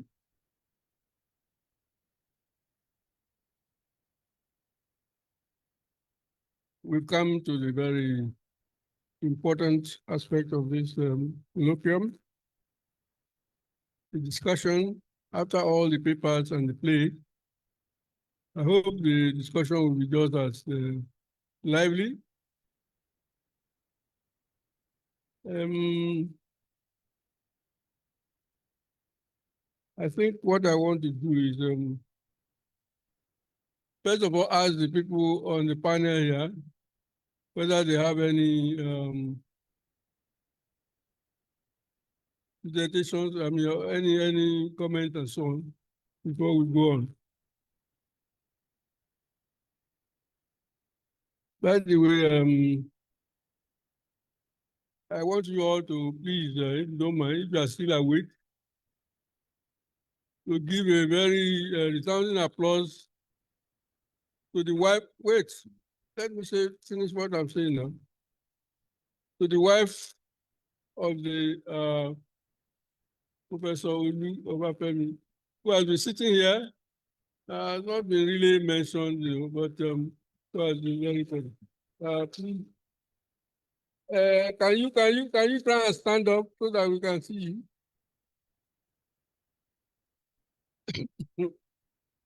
So behind every successful man is a woman, they say, or maybe a number of women, but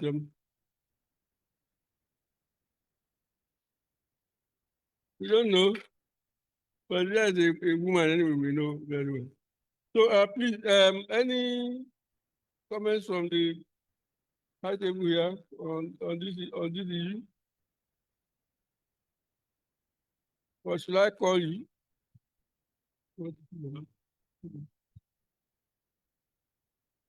The chairman of today's occasion, the honoree, our chief host and vice chancellor, distinguished members of the elevated platform, our traditional rulers, ladies and gentlemen.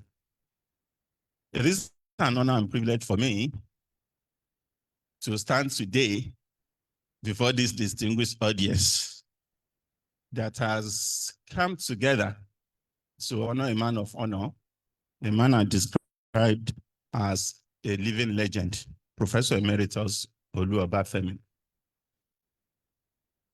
I'll come to it, sir.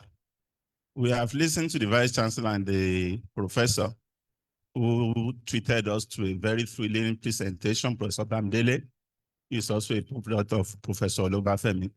They represented the 80s. I am Mafusa Dedimeji. I represent the generation of the 90s who that are students of Professor Obafemi. I stand here because of the fact that I had mentioned it that my encounter with Professor Obafemi was in the early 90s, and he decided, maybe 1993-94 session, he decided to teach the freshmen of that particular year, and it was an electrifying course, ENL 104, Introduction to Nigerian Literature. And we were drilled. We read Okibalanko's End of War. I eventually later realized that Professor Femi of Sofisa is Okibalanko.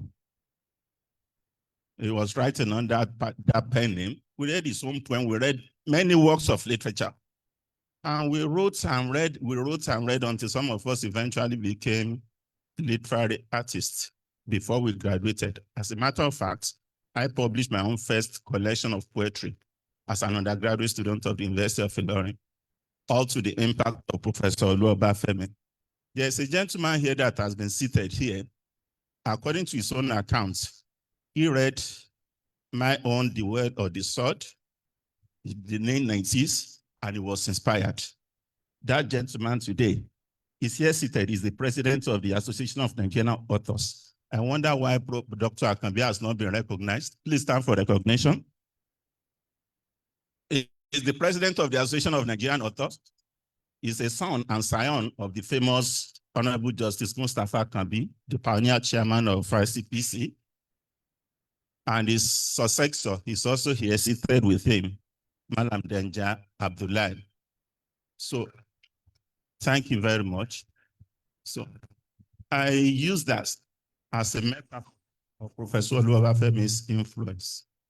He trained us, and I stand before you this afternoon as a vice chancellor of 2 universities under the tutelage of Professor Obafemi. And why has he been able to make this particular impact? It is because of his reliance on the African indigenous knowledge, which forms part of the theme of what we have been seeing today. Today, everybody is talking about globalization. For a person like Friedman, in his short history of the 21st or the 20th century, we are actually at globalization 3.0. But it is not about globalization. A person like Professor Emeritus Obafemi has, through his works, some of them have been mentioned by our presenters, Knights of a Mystical Beat, Suicide Syndrome, Pestle and Mortar, and then he has novels. Everything about it is about localization. You cannot abandon what is yours and want to embrace what is with someone else. So it is about localization. It is the knowledge of the local that we are going to bring to the global stage. And that is what his students have also tried to also capture in their own works, as we have seen in the drama presented to us in the work of Denja Abdullahi too. We have to appropriate as local resources. We have to adopt and adapt what we have, and then take what we have to the outside. That is what will make us to be highly relevant. So we want to thank Professor Obafemi for the gift of his life, for his intellectual exertions, through which he has been able to raise generations and generations of scholars. I'm very happy and deeply grateful for the opportunity of being here today. I've been able to listen to all our scholars that have actually added value to this gathering. I want to thank you once again, and I appreciate all of you for coming here to honor our grand teacher, our mentor, our preceptor, Professor Emeritus Olu Obafemi. Thank you very much. Thank you, Vice Chancellor. Please, this is the last time I will allow you to speak for so long, because you spoke so many good things. I didn't want to stop you. Also, I'm afraid of offending the Vice Chancellor. So, any other comments, please, on the high table? I would like to hear a female voice. I mean, it's not. Okay, comments from the floor. Please come forward so I can give you this.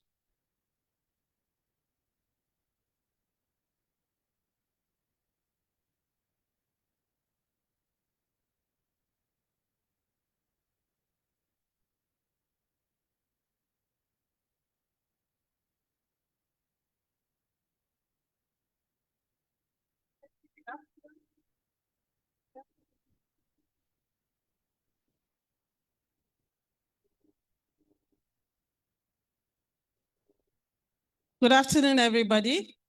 I am Dr. Kolike Aliyu, an Associate Professor of Literature and English from the Department of English and Literary Studies, University of Ilorin, here representing the Registrar of JAM, Professor Ishaq Oloyede. The reason I'm in JAM is because I'm on sabbatical there, but I'd like to first flout Professor Shofison's order. I'm flouting it because that's what Professor Obafemi taught us. That's what he taught us. I'll tell you why, how he taught us that later. But let me start by saying a goodwill message from Prof. Oloyede. Your colleagues, he respects you as much as you respect him. I remember he attended the valedictory, one of the valedictory activities that we had for you then when you were leaving, when you thought you were leaving us, I think. And then we brought him back to the university. So he appreciates you so much, respects you so much, and didn't want to not attend. Couldn't attend because of pressure of work and other duties that are pressing. So he sent me and Mrs. Adepoju, who is the head of the English unit of JAM. So greetings, warm, very warm greetings from your brother, Professor Oloyede. Now let me speak as Foluke Ali, your daughter. He was my supervisor, my PhD supervisor. I think that I deserve another PhD in reading Professor Obafemi's writing. He has a horrible handwriting. You do, Prof. So I would send, he was in Kuru then, I would send my work to him and he would send it back and I would spend days understanding what Professor Obafemi wrote. He wasn't available for me physically to ask him, what is this thing that you wrote? His handwriting is atrocious. But one of the things that I picked and that made me what I am and gave me the courage to flout Professor Oshopiso's directive is he would always write, problematize this. When I write anything, he would tell me, make it a problem, make it a problem. That is, analyze it. Why? Ask why. Why is it like this? Why is it like this? So that's how I became a very good analyst, not only in literature, people, events, situations, I can analyze because constantly my brain is working. Why is this thing like this? Why is this thing like this? Why is this thing like this? That's what I took. One of the many, many things I took from Professor Obafemi. Thank you very much for what you've done for us. And thank you very much, Professor Femi Oshofiso. I'm done.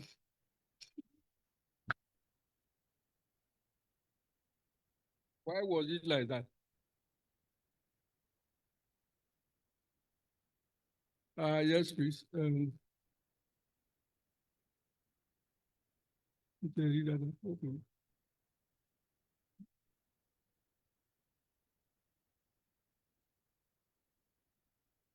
I think we better just give numbers. So number one, who else wants to speak? Number two, number three, 4. That's all. Okay. So, well, just take that in that order for now. Thank you very much. The chairman of this occasion, the Vice Chancellor, who is our host, and my special host, the nephew, and my Oga, the honoree of today, other members of the high table. I am here to give a testimony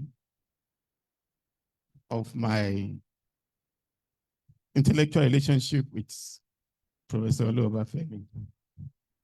I met him.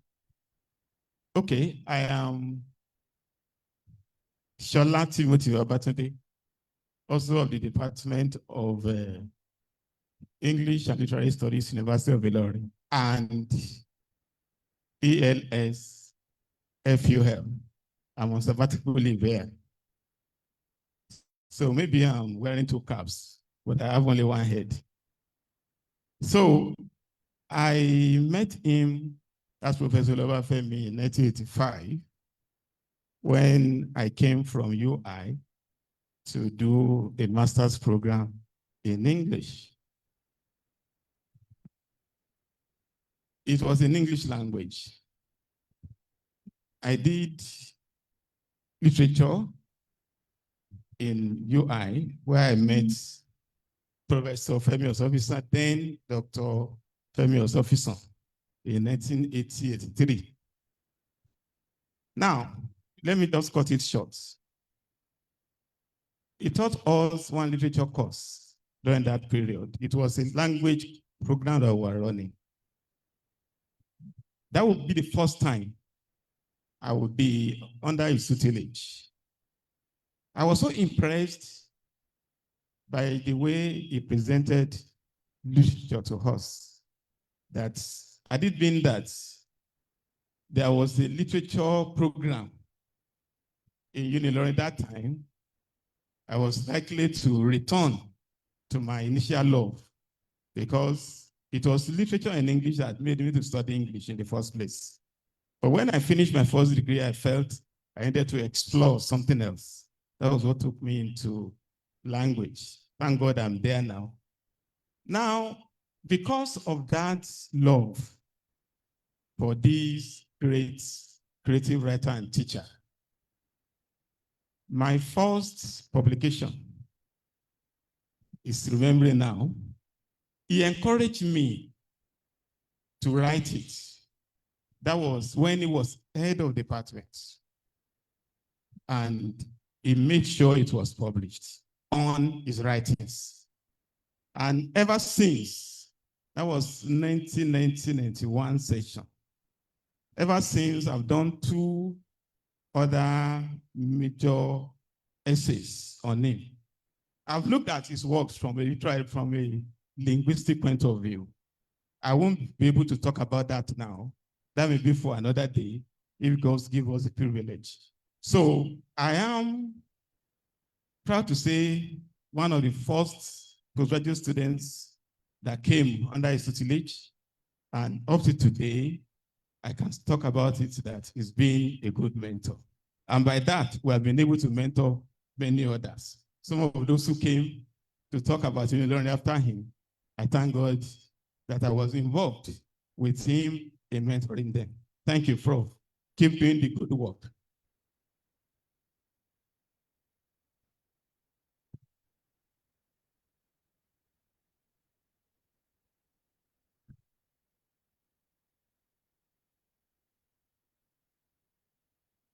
Good afternoon, sirs.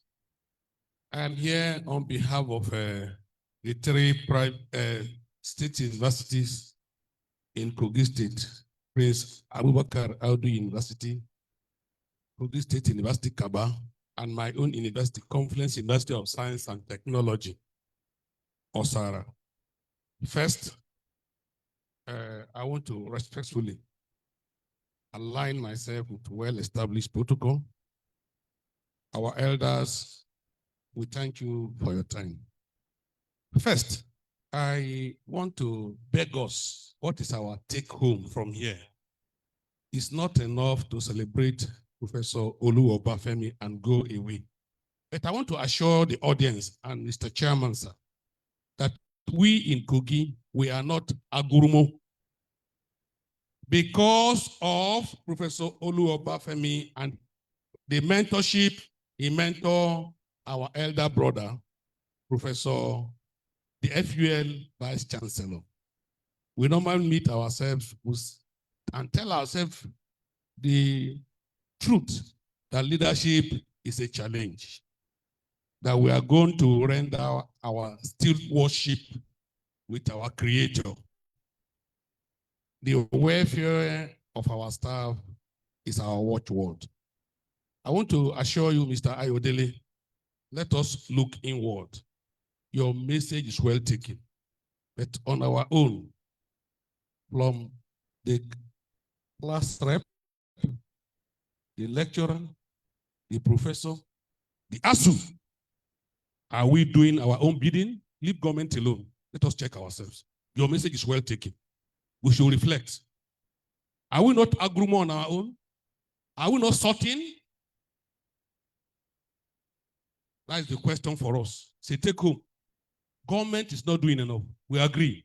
On our own as lecturers, are we sincere with ourselves? Are we not sleeping with our students? Are we not collecting money? It's a challenge. This is what we should reflect on. That is what Professor Olu Obafemi stands for. Disciplinarian. Good lecture. Long life, Professor Olu Obafemi. Long life, FUL. Thank you very much.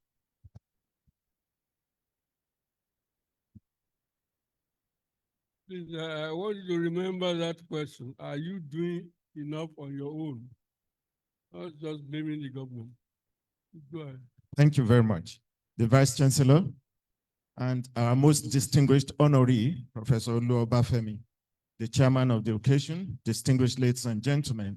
I am Benga Ibile of the Department of English and Literary Studies, Federal University, Lokoja. You see, your path could cross somebody's own. You would not know how fundamentally that person would change your life. My path crossed that of Professor Obafemi in the early 90s when he organized the first international Open Conference in Ilorin. I am grateful, sir, that I was invited to that conference. When I presented my paper, I said there was no, that I didn't have access to much existing literature. But when I ended, you said, if you had, would you have done better than this? And that was so encouraging because I felt that I probably had let you down. But your word was a tonic that encouraged me. I thank you, sir, for being a good mentor. Sir, Professor Ayodele's presentation has really revealed how much you have done for the Okon nation. And I think the Okon people should rise and say thank you to Professor Obafemi. Would you do that?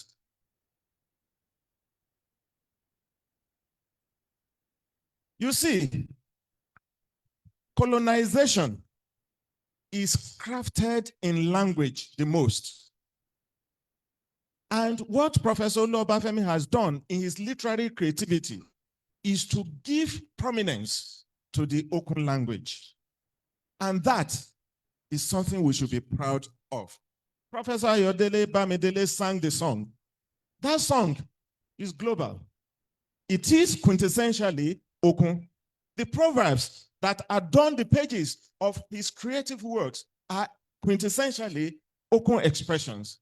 And who else would have known about these proverbs, these indigenous knowledge things, except if they were written by Professor Obafemi, just like that Ethiopian eunuch who was asking, how would I know if nobody interpreted it to me? Thank you, Professor Obafemi.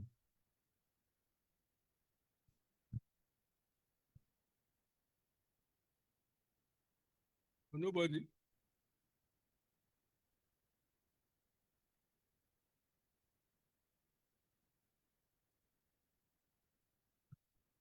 Thank you very much, sir. My name is Zofre Aitu, and I want to first of all acknowledge our daddy here, Professor Obafemi, and Professor Femi Osofison. I grew up in basking in the glory of their works and basking in their presence, especially Professor Femi Osofison. You really don't see him in his elements now. I think he has admitted old age. You know, he's a very funny person in social gathering. And we used to gather together with late Professor Biodu Adetubo, Theodora Akachi Ezegu, and the rest of them. So I taught your works in my early days, growing up in the academia. Number of your works is the one I love most from your work is a Twinkle Twinkle a Twining Tale. It's a beautiful piece that everybody should actually read. And I want to go straight to the, I'm sorry, I'm not observing any protocol because everybody has been observing protocol. So I am just standing on my own and speaking to everybody from what I know.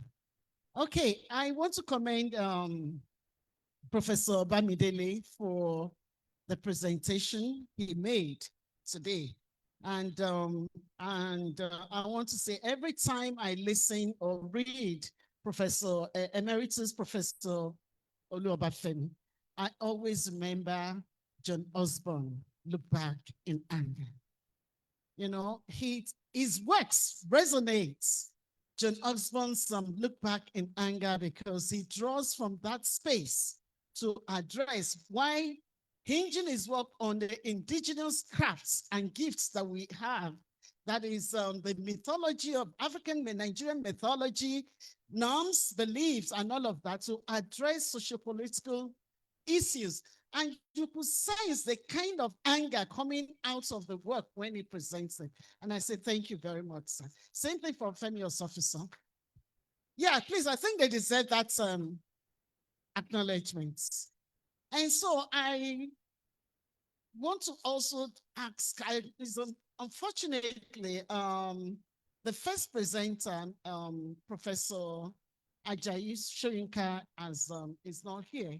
But her topic was actually on something about national identity, drawing from the space of ethnicity.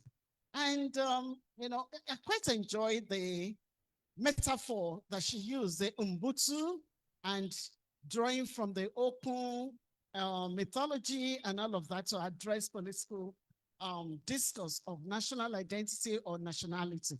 But then this question resonates in me. Maybe when the organizers see her, they can send this feedback to her that the colonialism during and after, well, colonialism, during colonialism, after colonialism, we have post-colonialism and the rest of it. There is this drive for nationality, patriotism, and all of that. But you see, colonialism left us with a legacy that's built on religious, tribal, and ethnic divide. And we have been watered based on this divide. And I'm asking, how can we harness all of that in the contemporary discourse about federalism, disintegration, nationalism, national identity, gender identity, social identity, and the rest of all kinds of discourses relating to identity? How can we be detached in the discourse of national identity from ethnic identity? For instance, Professor Obafemi writes from his own ethnic background. You cannot separate a writer from his own arts and from his background, his social environment. And so, how do we as individuals, as a society, as a collective people, begin to address our national cohesion from the point of our ethnic difference? It's a very salient point that I think we should also try and take a peek into. And on that note, I want to say thank you for upholding our indigenous identity. I'm grateful.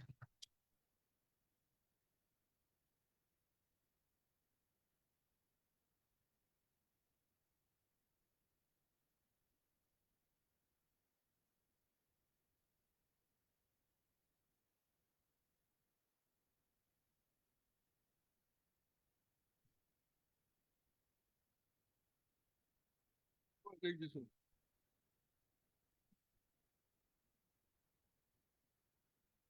Hello.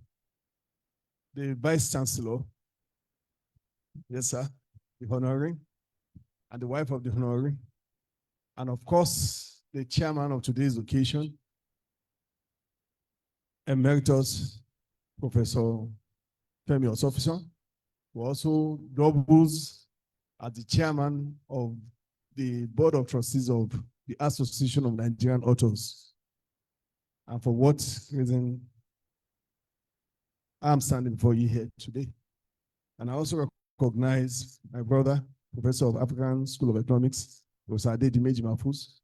And of course, I know the DVC are here, I recognize them, but I think I cannot but recognize one-time Deputy Registrar Investor of Ilorin, and who is now your registrar here.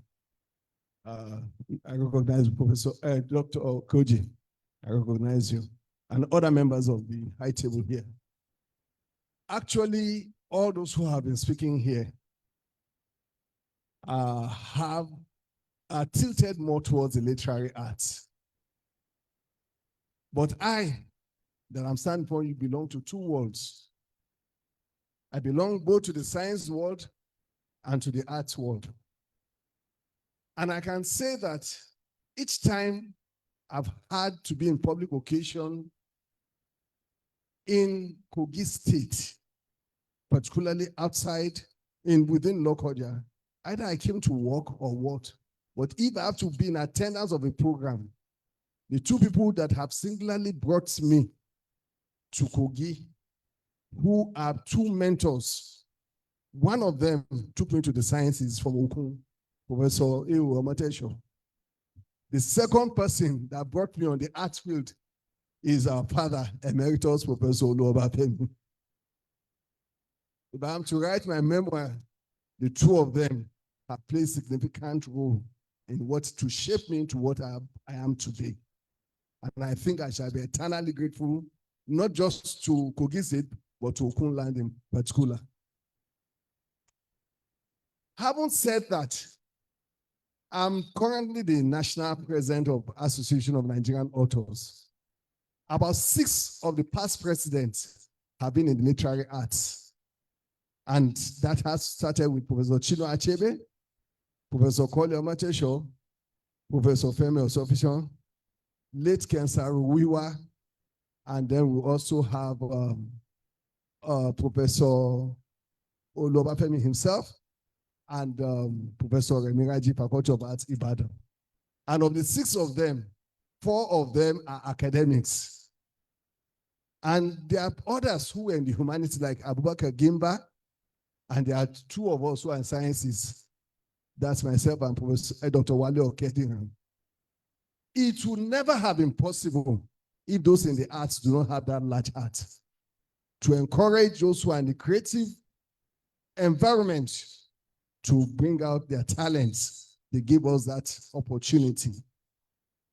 I, as a science student, anytime that Faculty of Arts or they are doing they discover that I will leave my science books and I'll go and watch any drama presentation. I so much got involved with the arts that weekend, I will leave science campus and go to the arts. And one day they were surprised I emerged as Students' Union President. It would never have been possible if not for my interaction with those in the art faculty. And by the time I was leaving, he became the Dean of Student Affairs.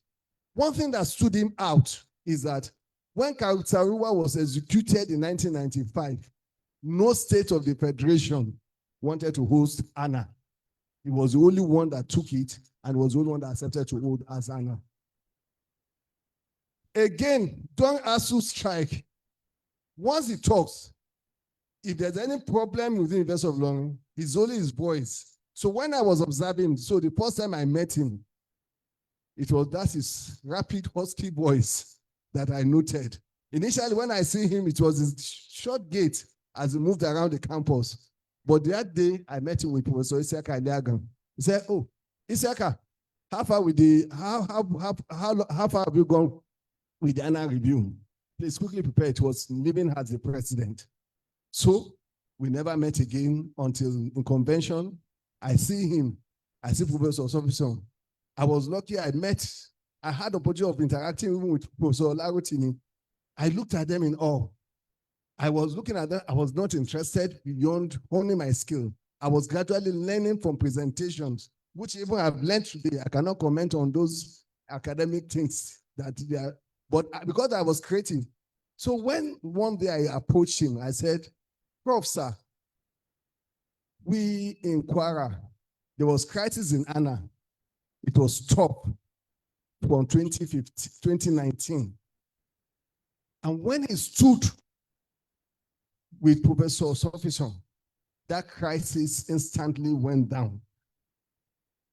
They were the saving grace that did not allow Anna to go down. So when I met him, I said, "Sir, Kwara is the last place that Anna convention was held in 2020 before we got our Mama Bata Writers Village. So all our conventions were now in Abuja. So people who respected Kwara again has been a salvation chapter again for the second time after 1995. I said I was interested in becoming Anna. I said Kwara wants to be for either Anna president or secretary. My thinking was that, he might want to favor somebody from the literary arts, or he wants to favor somebody from the humanities. And I said, we want either secretary or president. He said, I was president 17 years ago. Why can't you go for president? And that was it. That's how I contested president and I won. If you see him today, Professor Masfuz Adedimeji is there. He's a devout Muslim. Associate Professor Poluki Aliu, she's there. She's also a devout Muslim. Me, I don't know if I'm a devout Muslim, but at least I'm a Muslim. You see that among those that surround him, he's an uncommon Nigerian. He's cosmopolitan. And he has an attitude. Anybody he sees, he takes you as part of his family, as part of, and that is what thing for you. And that is what, so it's on that note that I want to thank Federal Investor of Lokoja. I shouldn't say a prophet is not honored in his own home because he was given a emeritus professorship at the University of Ilorin. But I want to thank them specially for recognizing both at home as much as recognized abroad. I wish him longer life and grace. And I thank our mommy for taking care of him all this while. And may him continue to go from strength to strength. And may his children also and great-grandchildren also continue in that footstep. Thank you all very much. God bless.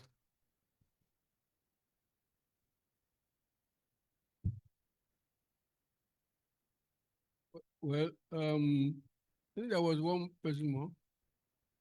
Okay, please, time is fast spent, but I would like to hear from at least two people.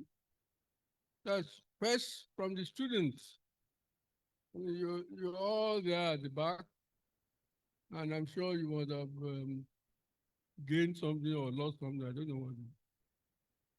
Anybody at the back there wants to say something, one word or two? You know, I know your names. I will just call one of you.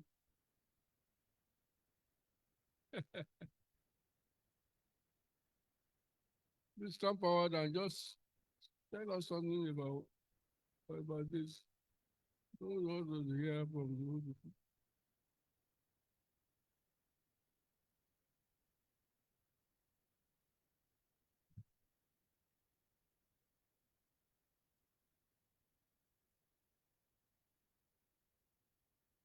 All protocols duly observed. I am by name Moses Victor Jassa. I will start to say by saying that I really appreciate the privilege given to us, students in the university here, to come and be a partaker of today's blessing. I would like to also appreciate the effort of our department, from the head of department, for creating this idea of paying, to say homage to our ancestor. I like to use that word. Sir, there is this thing I always tell my lecturer, that I think that about 2 months ago, when I visited a lecturer of mine, Professor Abel, in his office, and we were having a conversation. He asked me, why are you here? I told him, sir, I'm here because you are a living ancestor. And he was like, but he's not dead. I said, yes, but I always look up to you. So we really appreciate this, this arrangement of paying homage to you. We've been reading a lot of your works, but having this privilege to meet you one-on-one, it's an experience to us. And it's something that we'll always remember till death do us apart. Thank you very much. All protocol duly observed. The Vice Chancellor, sir, our emeritus professor, Professor Obafemi. Thank you, sir. It's an honor to be here this afternoon. I want to appreciate you, sir, because you have been a father. You are our living ancestor at the national level, Association of Nigerian Authors, and you've been honored this afternoon. It is an honor well deserved. I want to thank you for what you represent and what you stand for. I want to say that we continue to make progress. God will keep you and you move forward with the ability of the Spirit in the name of Jesus. And on behalf of my colleagues, we want to say we appreciate you, sir, and we wish you very long life. Thank you, sir.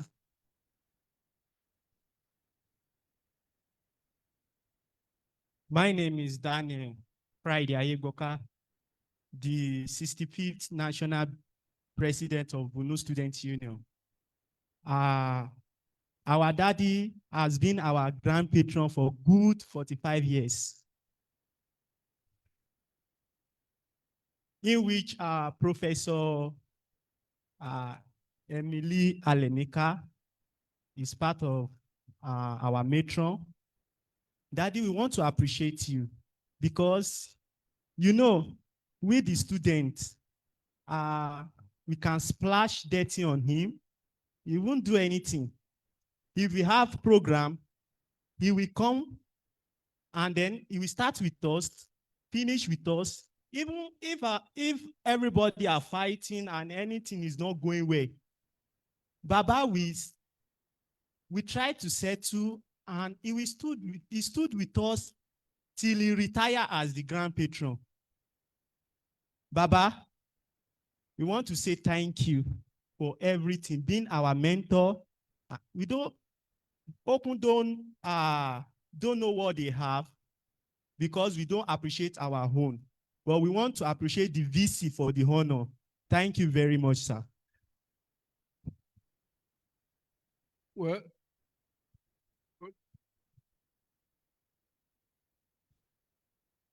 Thank you very much, everyone. I'd like to associate myself with the protocol that's already been established. Thank you very much, sir. And very quickly, I'd like to say that I am standing here today as a beneficiary of Professor Obafemi's academic tutelage. You may not particularly remember, but in 2005, I was then a very young person when he came to examine me for my PhD. And it was a very tense moment for me, sir. Very tense because here I was, a very young academic then, being examined by the famous Professor Obafemi. It had been drilled into my ear that he was coming from Ilorin. So I remember very well that day. I was dressed in a white shirt, long sleeve, with my tie. And it was actually my wedding tie. And when I sat down, you took my PhD thesis and you waved it. Young man, what do you think you have done? And all the confidence I had in me fizzled like wind, and I couldn't remember anything I needed to say. And then you said, I understand you are a lecturer here. I said, yes, sir. Take a few minutes and talk to me about what you have done. The night before then, sir, I very quickly read through your wills, and it formed part of my beginning. Thank you, sir, because at the end of my defense, you said, I will need a copy of your thesis once you do the hardbound. Thank you so much, sir, for instilling in me that confidence. I am still riding high on that. I started as a young man, sir. Today I'm a very old man, and I thank you for this. You've written so much. It's just that if words could speak, this country will have changed. But people don't read. Nigerians don't read. If our politicians were reading, sir, all the books that you have written, probably this country will have been better than what it is today already. But people don't read and people don't care. And it is the reason that academics today are being treated like beggars. It is today the reason why academics today have no value. And this is why we are. But people believe that they can bring their children for academics to train. And I make this analogy. For example, when you treat your housemaid very poorly, and you expect that housemaid to take care of your children, it is the greatest fallacy and the greatest tragedy that can befall any family. What the federal government is doing, if they were to read, they will understand that entrusting people into the hands of academics when they're being impoverished is the greatest tragedy of any nation. I like to say that academics are working so hard. And for anybody to believe, particularly in Federal University Lokoja, where I am today, I do not think that there's any academic that collects money from students or that harasses students. And if there are cases, the law takes its due position. So I'd like to associate myself to all the good things that my Vice Chancellor is doing and for what you have done and for what you continue to do. And when I grow up, sir, I'd like to be like you. Thank you, sir. Well, okay, you come. Last one, yes. Okay, go ahead, please. Good afternoon, ladies and gentlemen. All protocol duly observed. My name is Pastor Kolaode Johnson Folonshaw. I'm the president of Bunu Development Association. Before I even speak further, Emeritus Professor Obafemi is from Bunu Kingdom. Before I even speak further, I will want all the Bunu indigenous, all the Bunu people from Bunu Kingdom, I want them to rise and take a bow for Emeritus Professor Obafemi.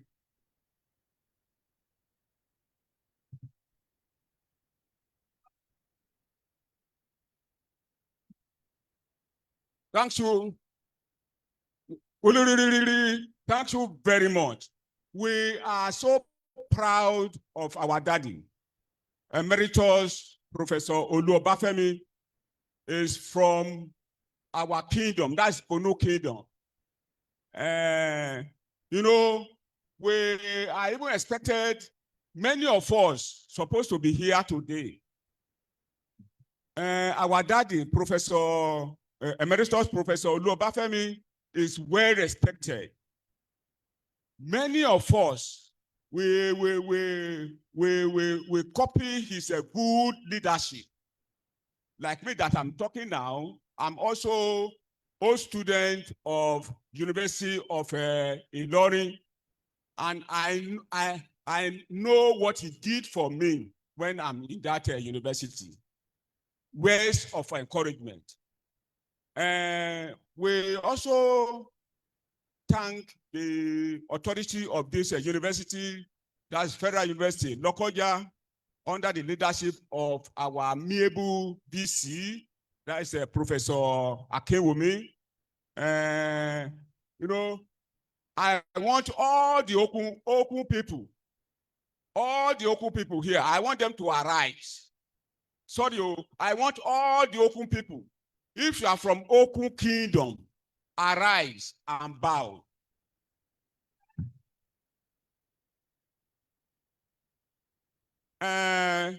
We are so proud of the DC here because the way he administered this institution, we are so happy. But had it been possible, we were able to say he should just continue.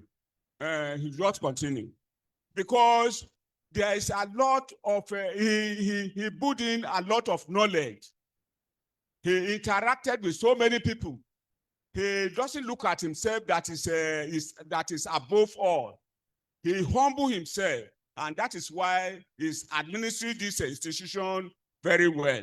So to the glory of God, sky will be your starting point in Jesus' name. And what we are just here for, on behalf of this Bunu Kingdom that I've made mention of, we are proud of our professor. And that's why even our king, they are seated with us here. And many of our people, they are still coming anyway. And some of them, there's another program that is going to take place in the town. So that is the time you will see many of us in that program. But what I'm just saying now is that we really appreciate the role of our daddy. Like the establishment of this University of Kaba, we know what our Professor Emeritus did, because it was the saying of people now that how can this university come to be?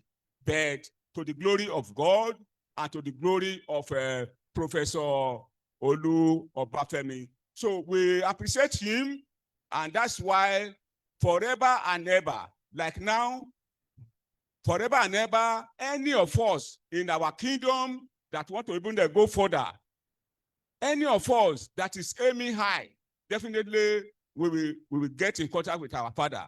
Like me, that I'm the president of a Bunu Development Association, there's no time, even in the evening time, morning time, evening time, I will call Daddy.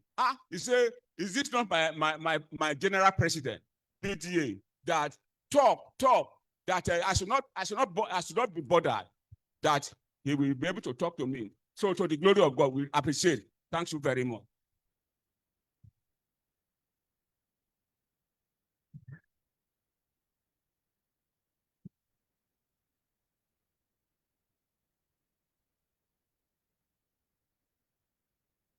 Thank you very much.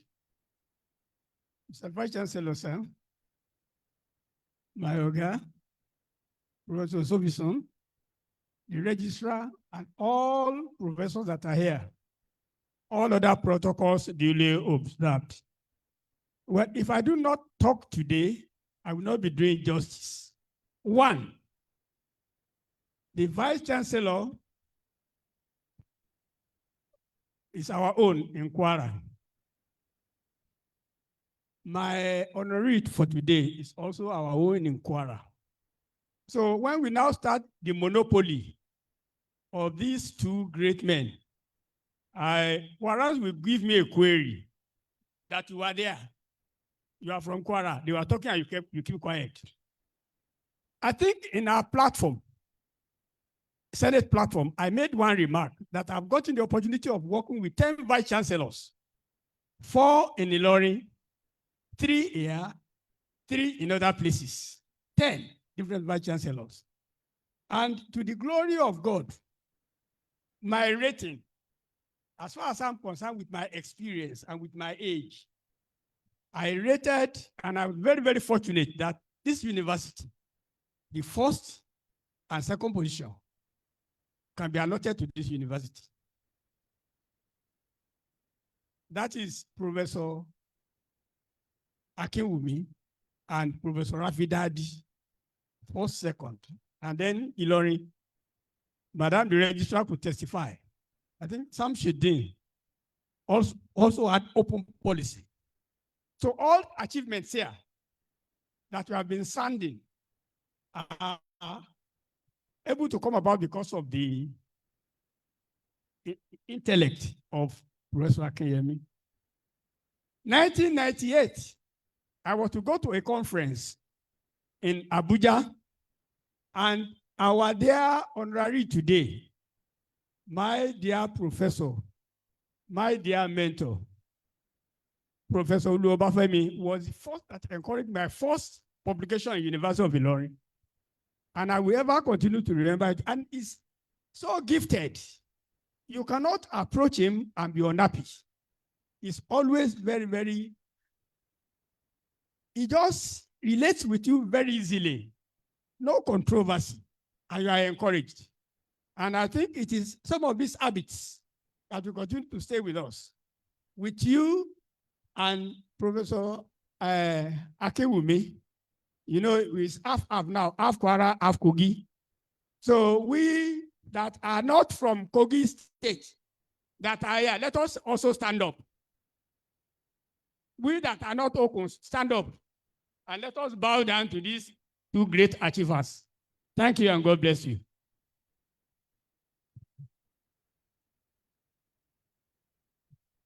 Thank you very much. We are now coming to a close, but there are just 2 more people I would like to speak before we leave. The first one is going to be somebody who I'm sure you would like to hear speak. That's the wife of the celebrant. Mrs. Obafemi.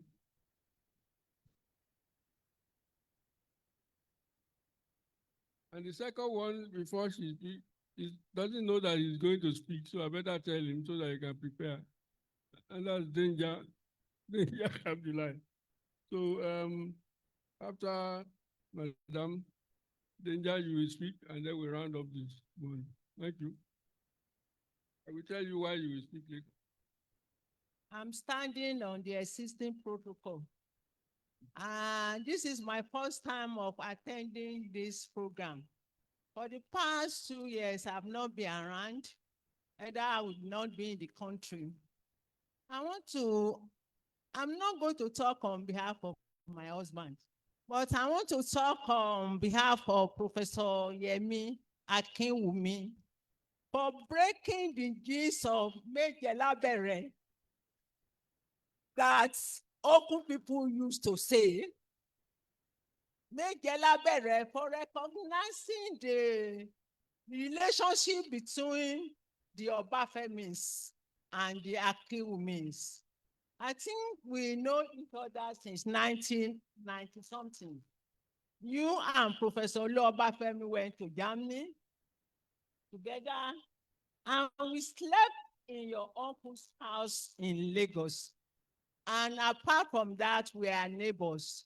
He's from Ekiriande, that is the Jumun local government. We are Kababunum. And we have taken each other as father and son. And me like sister, I call him Baba Grace because his first son is Grace, my namesake. And the relationship has been very cordial. You did not look at us as Okume Gelabere and honor us with this yearly program. I thank you, Professor Yemi Akinwumi. And I want Kogi children, Kogi people to emulate him. Wherever you are, where you see somebody that has contributed to your life, try to elevate the person. When you elevate the person, God will also elevate you. I thank you, everybody, for coming. God bless you. We will all return to our different destinations safely. Thank you very much. I'm asking Denja Abdullah to come because, you know, our generation is getting tired, as you can see. We've done our best to write for the past 20 years or so into the heart of the country, but we are fading away. And particularly nowadays, we have grown mute, if you like. And the question is, why are we mute? I answer that I'm in paralysis. I'm a writer in paralysis because we spend so much energy fighting for democracy and so on. But is this the democracy we fought for? That's the question. And until I can answer that, I really don't know what to say because this is not the democracy we really wanted. I don't know. I keep asking myself, maybe, perhaps this is what we get because, you know, Shoyinka used to talk about the cycle of human stupidity. You know, like there's a cycle of stupidity. Maybe this is what human beings are like. Maybe when you fight and fight, this is what you get. To fight again, to start all over again. In any case, Denja belongs to the generation after us, I think. And I want him to talk because they are the ones who own the future now. So let's hear what you have to say about this. Thank you very much.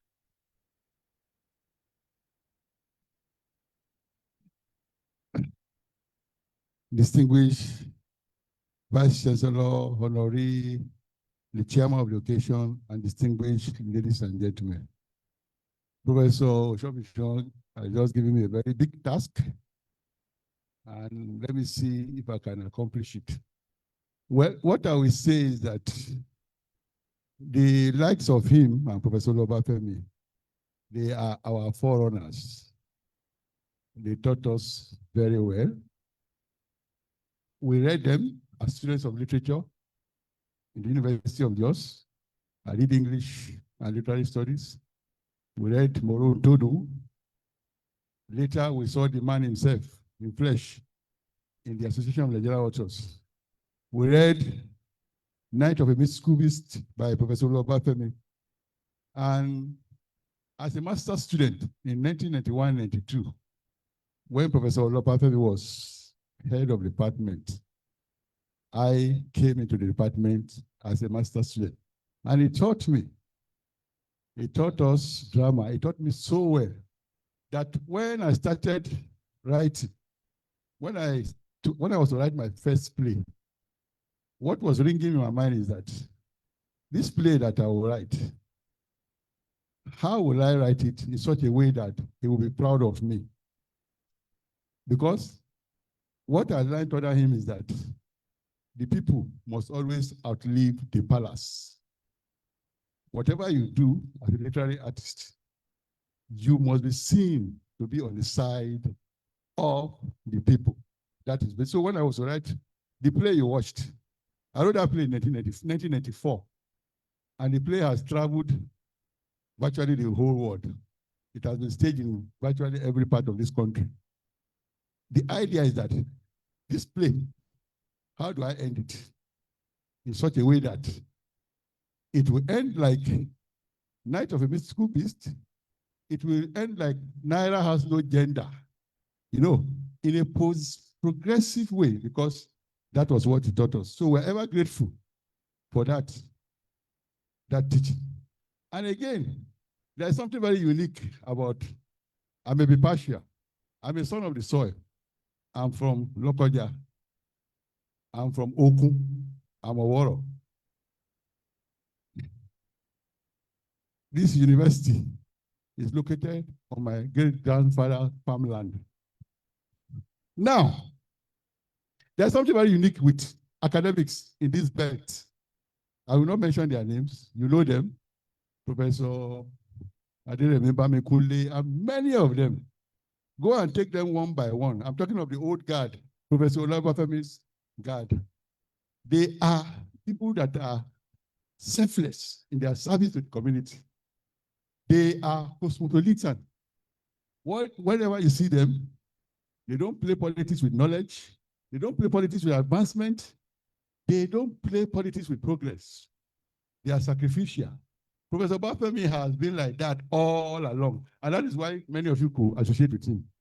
So when Professor Akiwumi became Vice Chancellor, I was not surprised what he was doing.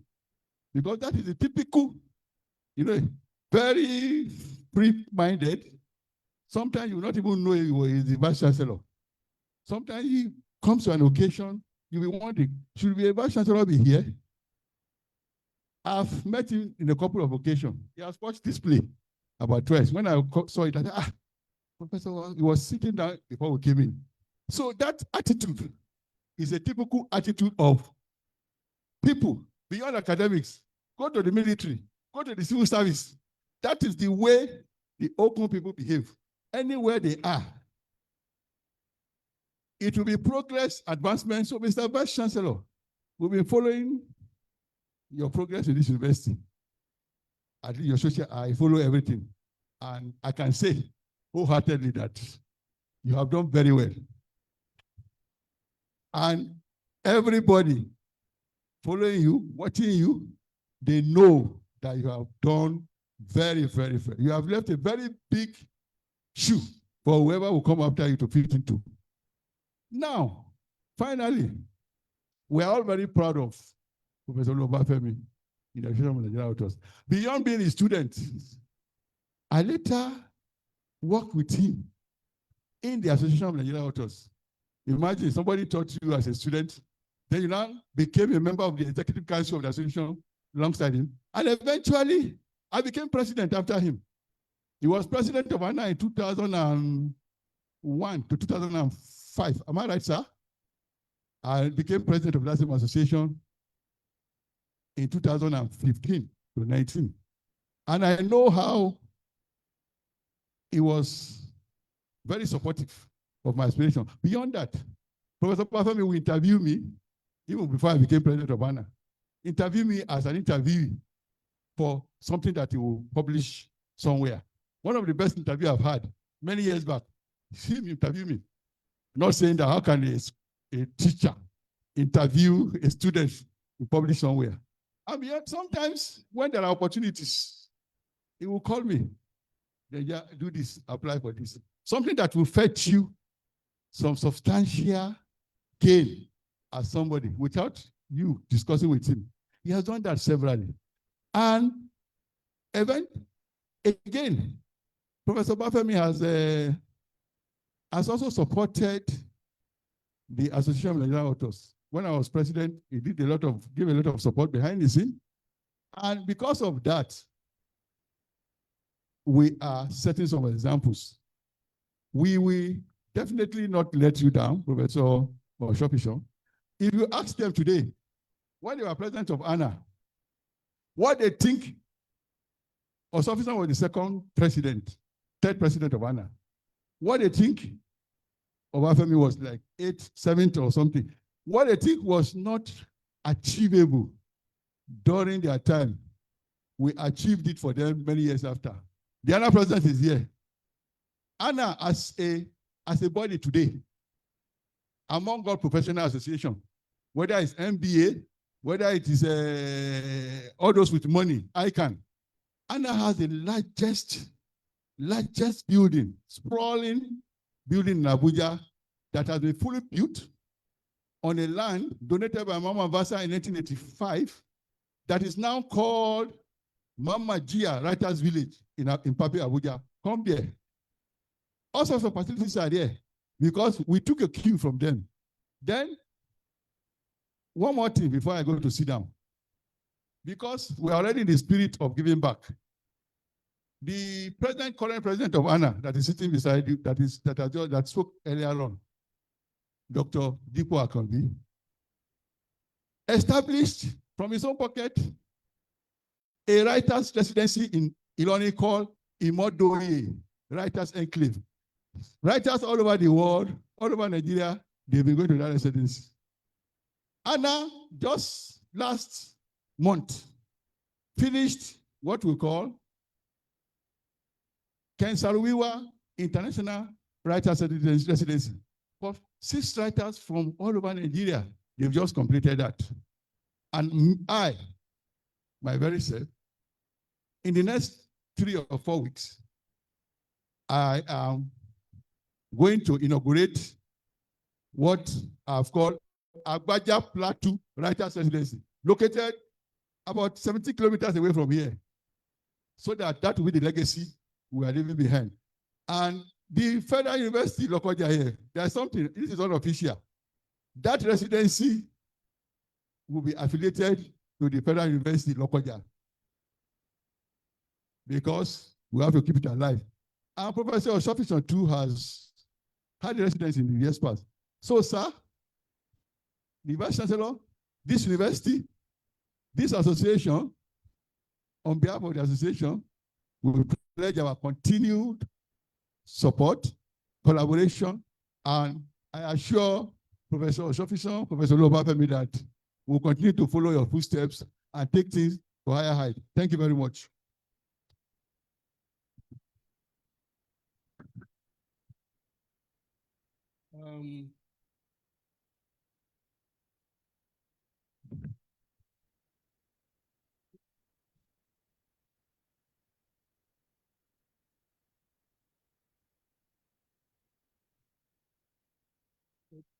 Well, I think it's a good point to round up the session. Although if you leave it to me, I will just go on talking forever. The traditional rulers have not had a chance to speak, but I hope they forgive us. We don't really want to offend them. Huh? No. So please, I thank you all for listening to this session. I hope this thing will grow bigger and bigger as we go along. So thank you very much for this.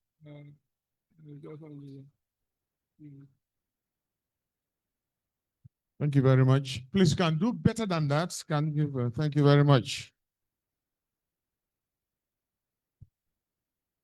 I would like to call on the Vice Chancellor, Professor Olayemi Akinwumi,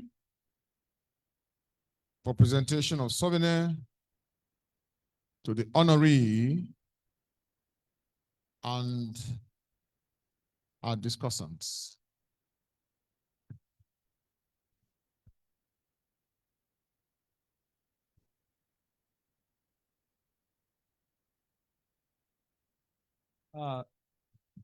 Please let me invite Professor Eniola to step forward, please.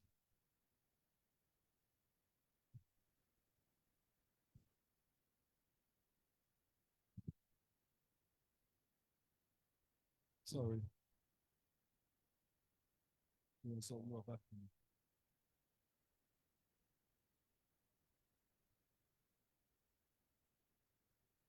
And you know, I always do this song with great joy.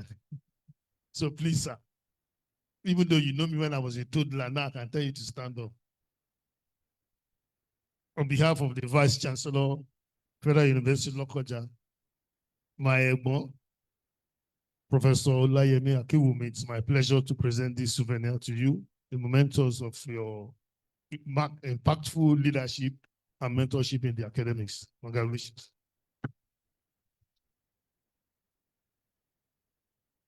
God bless you, sir.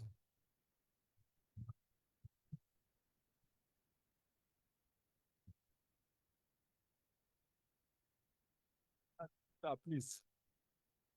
Vice Chancellor Kostek, please. Thank you, sir.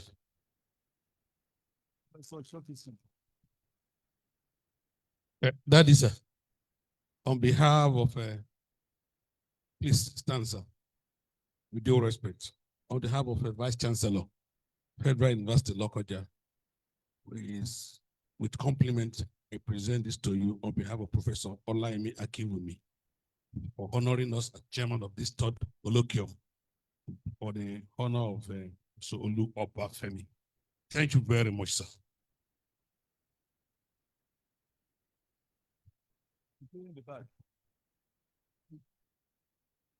Dr. Abdullahi, please. Please, can you step forward, please? Yes. Yes.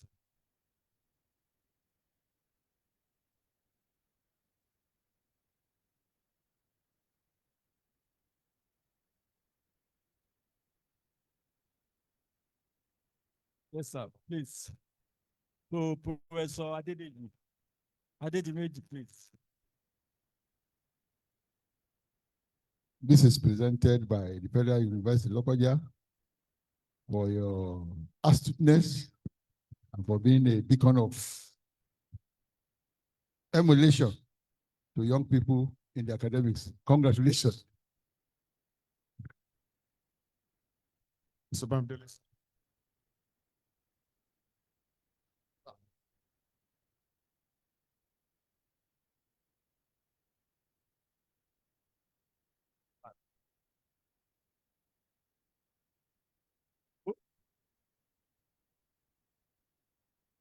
Professor Anthony Bamidele.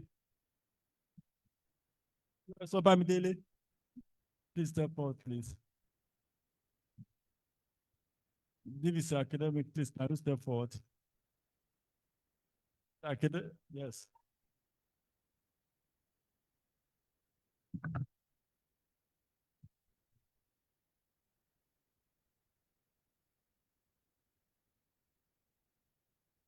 On behalf of the Vice Chancellor and members of the Management Committee, we present this to you for your participation in this symposium. Thank you. Professor SD Musa, please step forward, please.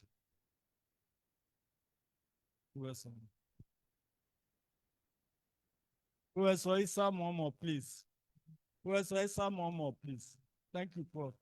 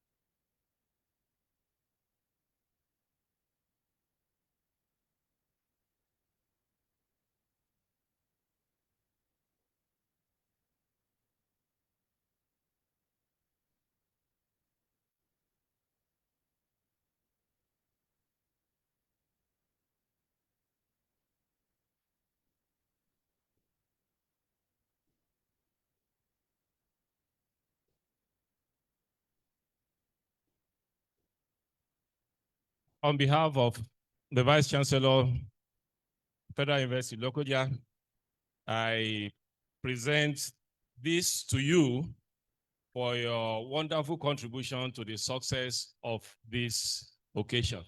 Congratulations. Thank you very much. Mr. Chairman, distinguished ladies and gentlemen, I wish to call on the registrar, Dr. Rebecca Okoje, to come forward to present the university's vote of thanks. Thank you, ma'am. Thank you, sir. The chairman, sir, with your kind permission, I'd like to ask that we all stand up and give a standing ovation to everyone, especially in honor of Professor Olu Obafemi. I didn't mean to tell His Royal Highness to stand up, but it's good that you are standing. We're told that sitting is the new smoking. And I think we've been sitting for like 2-3 hours and we have smoked more than half a packet of cigarettes. Please sit down. Thank you so much. Thank you, sir. The chairman of this occasion, Professor Emeritus Femi Oshofisan, our honoree, Emeritus Professor Olu Obafemi, our dear Vice Chancellor, our Royal Highnesses present here, respected dignitaries, our lords, temporals, spiritual. I can see Justice Obayomi there. Thank you, sir. You've been with us all this. Thank you so much. It's always a pleasure to do this. To thank everyone for being such wonderful audience. It's like I said, it's 3 hours, but it looks like we're just still okay.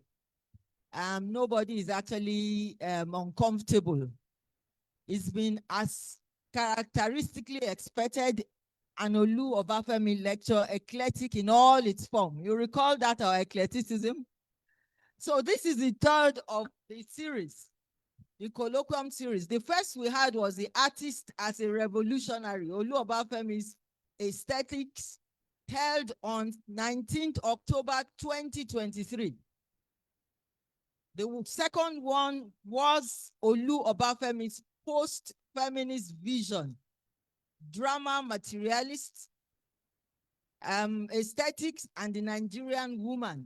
Today, we've listened to all sorts of papers, interesting papers and presentations on Olu Obafemi and the African indigenous knowledge systems. We are grateful to you, sir, for the opportunity to have all of this. I learned so much. I scribbled so many things down. We'd like to thank you, sir. Like to thank the Royal Highnesses present. Thank all our discussants, especially Professor Jayi Soyinka. I learned a few things, a lot of things from her. And she talked on this, on Ubuntu philosophy of we are because you are, and says we must exist and survive and thrive as a people. I think that's very instructive.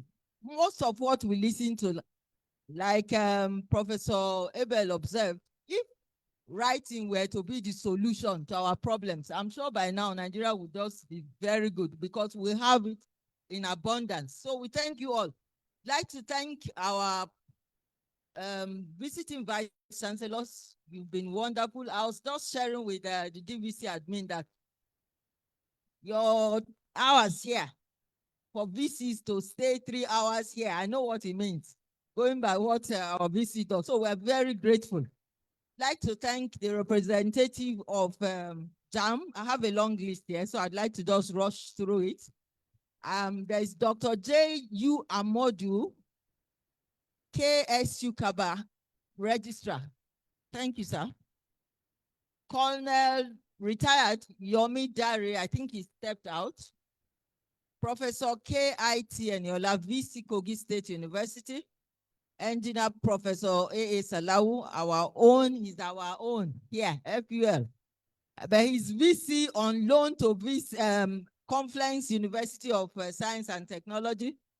We have Femi Melefa here, Dr. Ayodele Pio. We thank you for coming and staying this long with us.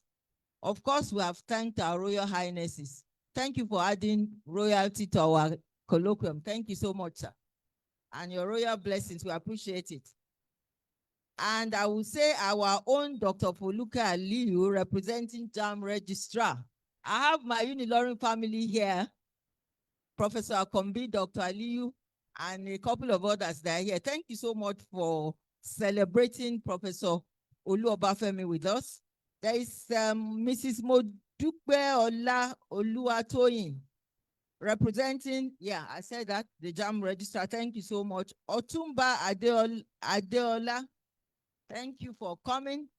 Professor Olusegun Adeye, the writing is not good. Maybe it's like Professor Olu Obafemi's writing, because I can't really say this. Thank you. Yes, there's the Baki of Kiriland, Mr. Yusuf Itokwa, Chairman Anna, Kogi State Chapter. Thank you, everyone. We would like to thank our students. You've been wonderful. Clap for yourselves. And in particular, we would like to thank the music department. They always make us proud, add color to our events. We thank you so much.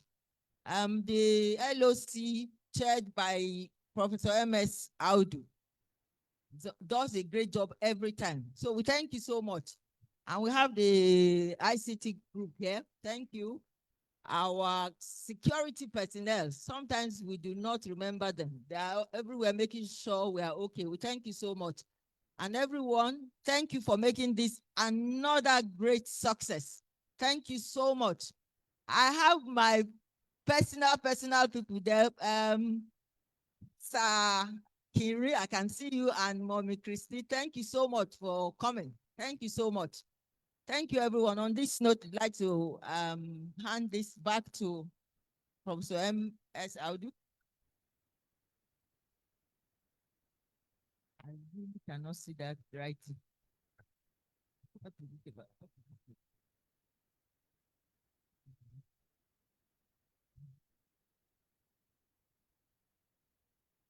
Okay, so we are still trying to decipher Professor Olu Obafemi's writing. There is somebody here, Dr. Olorunfemi, former, I can't read that. I don't know what it is. Former Commissioner for Finance, Kogi State. Thank you, sir. Thank you for coming. There is Mrs. Ebe Olorumaye or something. I apologize. Thank you, madam, for coming. And for the department that put all of this together, under the able leadership of Dr. Abba. Dr. Abba, where are you? Thank you so much. A round of applause for him. Thank you so much. Thank you, everyone. Thanks as always. We look forward to seeing you at all the other events. Tomorrow we are here. Yeah, there's another lecture by Honorable Dogara here tomorrow. Please make yourself available. And as always, we are wonderful hosts here. We promise that we'll do that and keep it going. Thank you so much. Thank you very much. Before the national anthem, I would like to, with the kind permission of the Vice Chancellor, to have a memorabilia of what we have done today. Would like to invite some personalities here to join you here for snapshots. I would like to invite the Vice Chancellor of Confluence University, Lokoja. Please come forward. Osara, come forward. Kogi State University, Kaba, come forward. Royal Highness, JAM representatives, the two JAM representatives. Please, sir. Please.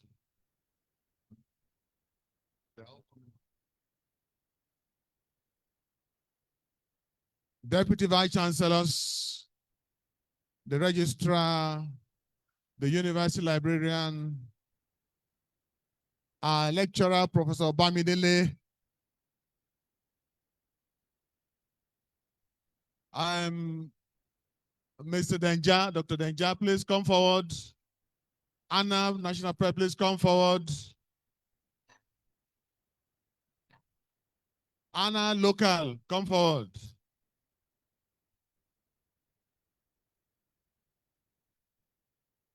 Mrs. Olu Obafemi, please. Anna, local, Anna, national, Mr. Denja. Yes.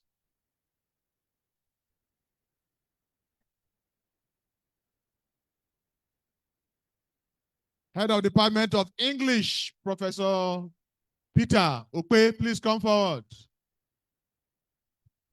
Please join quickly.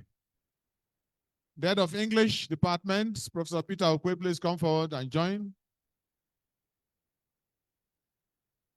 Thank you.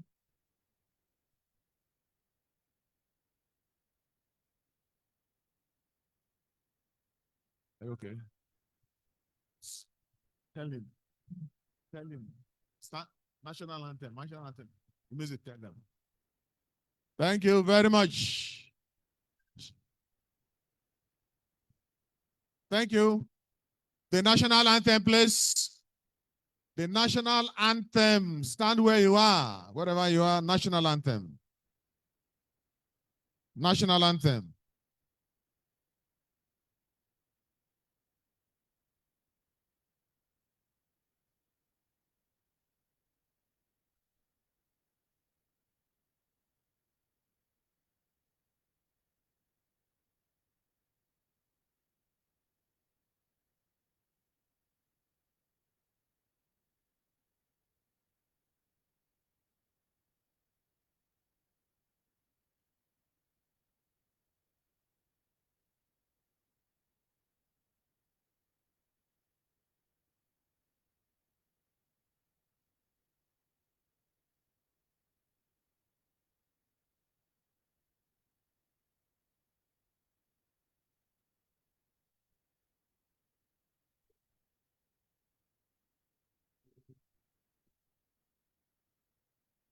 The university anthem.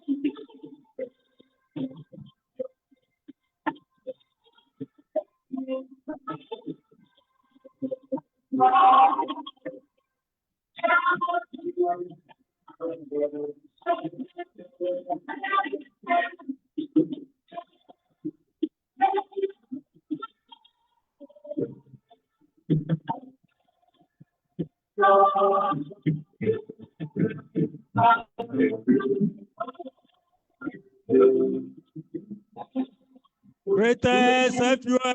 Great. Greatest everywhere. Great. And greatest everywhere. Thank you very much. Please, while we thank you for participating, the Vice Chancellor will need all members of the high table, VIP, and our very special guest. Please join the Vice Chancellor to the Senate chamber where he will treat it to a very soft refreshment.